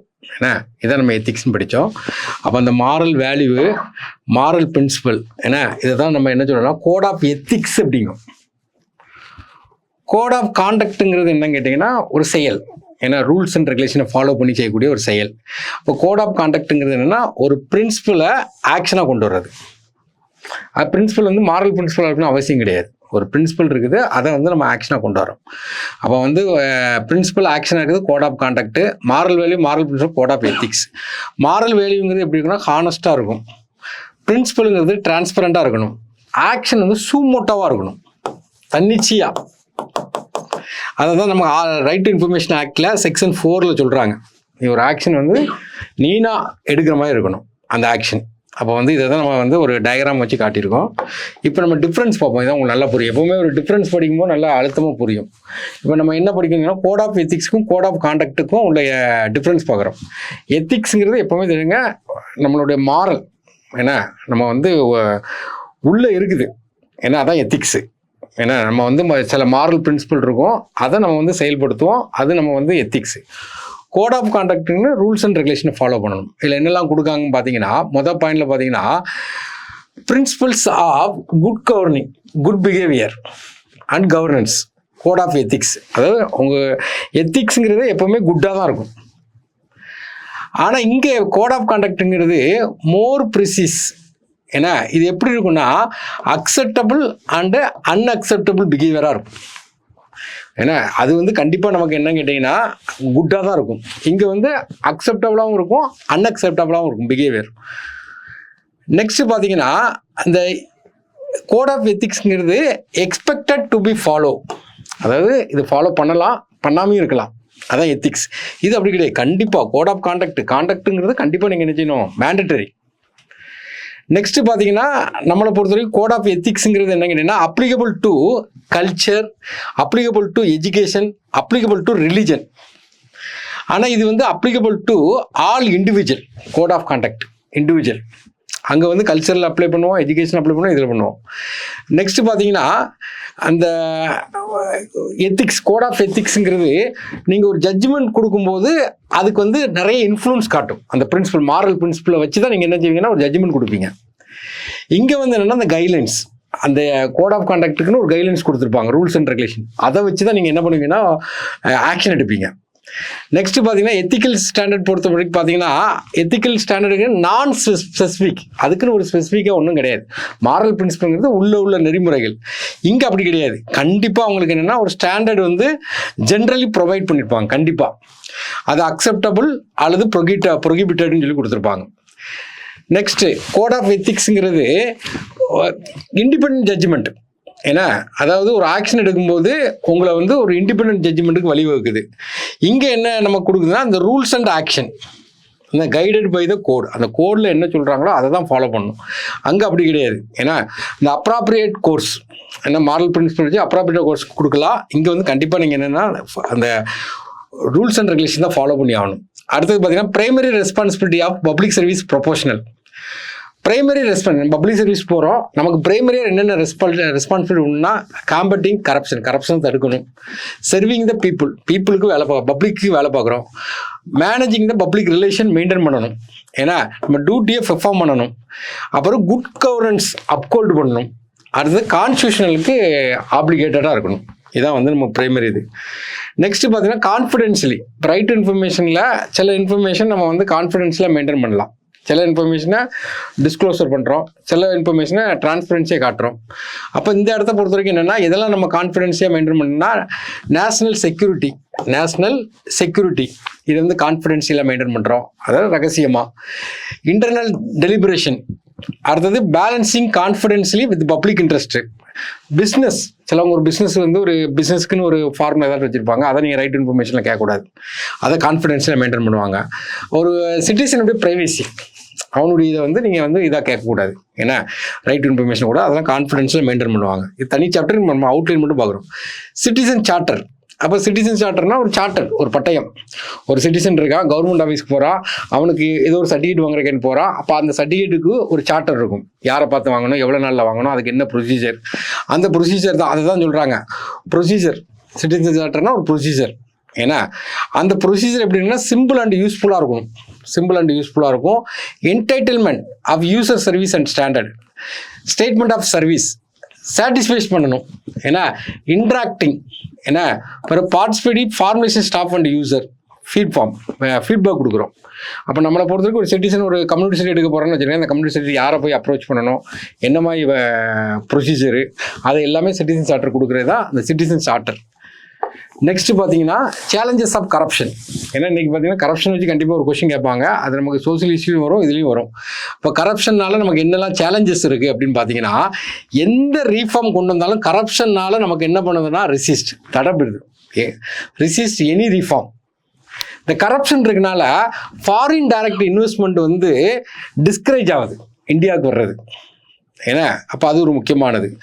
அடுத்தது பார்த்தீங்கன்னா, இந்த கரப்ஷன் இருக்கனால ப்ரொடக்டிவிட்டி லோயர் ஆகுது, எஃபெக்டிவிட்டி என்னதுன்னா ரிடியூஸ் ஆகுது.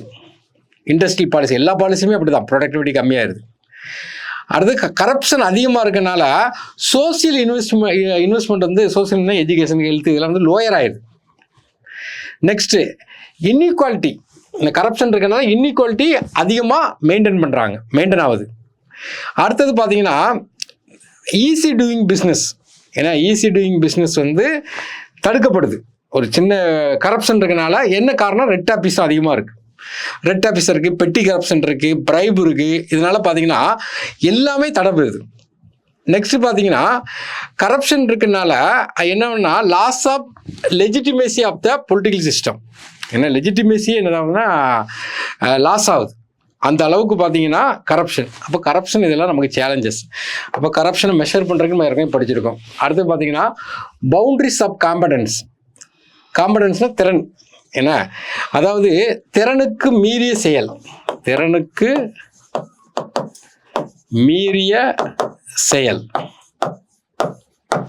ஒரு திறனுக்கு மீறிய செயல் அப்படின்னா என்னன்னு கேட்டிங்கன்னா, டெஃபினிஷன் என்ன கேட்டிங்கன்னா, ஒரு சைக்காலஜிஸ்ட் இருக்கார். அவர் என்ன பண்ணுறாருன்னு கேட்டிங்கன்னா, ஒரு அடல்ட்டு பெர்சிஸ்டன்ட் மென்டல் இல்னஸ். அதாவது ஒரு அடல்ட் இருக்கார், தீவிரமாக பாதிக்கப்பட்ட ஒரு இல்னஸ், மென்டலி பாதிக்கப்பட்ட ஒரு இல்னஸ்க்கு ஒரு ப்ராக்டிஸ் பண்ணக்கூடிய நல்லா திறன் வாய்ந்த ஒரு அடல்ட்டு. அவரை போய் இவர் தான் ஒரு அடல்ட்டுக்கு போய் நல்லா திறமையாக வேலை பார்க்கார, ஒரு மென்டல் இல்னஸ்க்கு திறமையாக வேலை பார்க்குறேன்னு சொல்லிட்டு அவரை போய் ஒரு சைல்டுக்கு, ஏன்னா சைல்டு கஸ்டடி கேஸ், ஒரு சின்ன குழந்தைக்கு ட்ரீட்மெண்ட் பார்க்க சொன்னாங்கன்னா அவருடைய பொட்டென்ஷியல் என்ன ஆகுதுன்னு கேட்டிங்கன்னா outside her area of the competence. அதை தான் சொல்கிறாங்க, திறனுக்கு மீறிய செயலாக மாறுது. அப்போ நம்ம வந்து அவங்க திறனுக்கு ஏற்ற செயலை தான் கொடுக்கணுமே தவிர திறனுக்கு மீறிய செயலை கொடுக்கக்கூடாது. அப்போ அவர் தான் எல்லா பெரிய ஆளுக்கே பார்க்கார, சின்ன பிள்ளைக்கு பார்ப்பாருன்னு சொல்லிட்டு நம்ம நினச்சிடக்கூடாது. அப்போ அந்தந்த தகுதிக்கு ஏற்ற மாதிரி ஆட்களை வேலைக்கு போடணும். அதான் நமக்கு வந்து என்ன கேட்டால் திறனுக்கு மீறிய செயல் போட்டக்கூடாதுன்னு பவுண்டரி ஆஃப் கம்படன்ஸ். அப்படி திறனுக்கு மீறிய செயல் நீங்கள் போட்டிங்கன்னா அது பிரீச் பண்ணுற மாதிரி. ஏன்னா பிரீச்சி பவுண்டரி ஆஃப் கம்படன்ஸ். ஏன்னா அதை வந்து நீங்கள் மீறிய செயலாக மாறிடுது. அப்போ வந்து திறமைக்கேற்ற தான் வேலை கொடுக்கணுங்காங்க. இதுதான் உங்களுக்கு சிலபஸில் உள்ள டீகோடிங். ஓரளவுக்கு புரிஞ்சிருக்கும். நம்ம எப்படினாலும் அதுக்கு டீட்டெயிலாக பார்த்தீங்கன்னா மெட்டீரியல் ரெடி பண்ணிட்டு இருக்கோம். ஒவ்வொன்று லிமிட்டட் சிலபஸ் தான். அதிகபட்சம் பண்ணிங்கன்னா ஒரு 30 கொஸ்டின் படிப்பீங்க, அவ்வளோதான். 30 கொஸ்டின் நமக்கு 50 மார்க் கேட்க போகிறாங்க. 2 10 மார்க் வரப்போது, 2 15 மார்க், 4 கொஸ்டின் வரப்போது. கண்டிப்பாக ப்ரிடிக்ட் பண்ணி கொடுத்துடலாம். இதை நீங்கள் வந்து ஒரு சில கீவேர்ட்ஸ் இருக்குது பார்த்தீங்கன்னா, இந்த கீவேர்ட்ஸ்க்கு டெஃபினிஷனு, இந்த கீவேர்டுக்கு எக்ஸாம்பிள், கீவேர்டுக்கு கோட்ஸ், இதை வந்து நல்லா படிச்சு வச்சிங்கன்னா நீங்கள் எப்படி கேட்டாலும் எழுதிடுவீங்க. நார்மலாக எத்திக்ஸுங்கிறது அதான், எத்திக்ஸ் அண்ட் இன்டெகிரிட்டி. ஏன்னா சின்ன சாப்டர் தான், நம்ம டீட்டெயிலாக எக்ஸ்பிளைன் பண்ணுறதுனால கொஞ்சம் எலாபரேட்டாக பண்ணியிருக்கோம். இதை அடுத்து நம்ம மெட்டீரியல் எடுத்து படித்து எழுத ஆரம்பிக்கணும். அப்போ ஒரு மெயின்ஸை பொறுத்த வரைக்கும் 30% தான் படிக்கணும், 70% எழுதணும். அதான் வேலை. அப்போ எழுதுங்க. வர பார்த்தீங்கன்னா வார்ம் அப் டெஸ்ட் இருக்கும். அதுக்கப்புறம் எல்லா மெட்டீரியலுமே உங்களுக்கு டெஸ்ட்டு பார்த்தீங்கன்னா டெஸ்ட் பிளான் போட்டிருக்கோம். எல்லாமே கையில் கொடுத்துரும். எழுதுறீங்க. எழுத ஒரு 5-6 டெஸ்ட்டு நல்லா எழுதுங்க. கண்ணை மூடி கை வலிக்கணும். பேப்பர் கம்ப்ளீட் பண்ணுங்கள். பேப்பர் கம்ப்ளீட் பண்ணோன்னா நம்ம என்ன பண்ணணும்னா குவாலிட்டியை இம்ப்ரூவ் பண்ண பார்க்கணும். குவாலிட்டி இம்ப்ரூவ் பண்ண பிறகு நம்ம என்ன பண்ணால் எட்ஜி காட்டணும். ஒருத்தர் பேப்பரோட நம்ம பேப்பர் எட்ஜி காட்டணும். இப்போ எட்ஜி காட்டணும் என்னன்னா நம்ம ப்ரெசன்டேஷன் ரொம்ப முக்கியமாக இருக்கும். அப்போ தான் நம்ம வந்து சர்வீஸ் வாங்க முடியும். இந்த வேக்கண்ட் அதிகமாக இருக்குது. நல்லா படிங்க.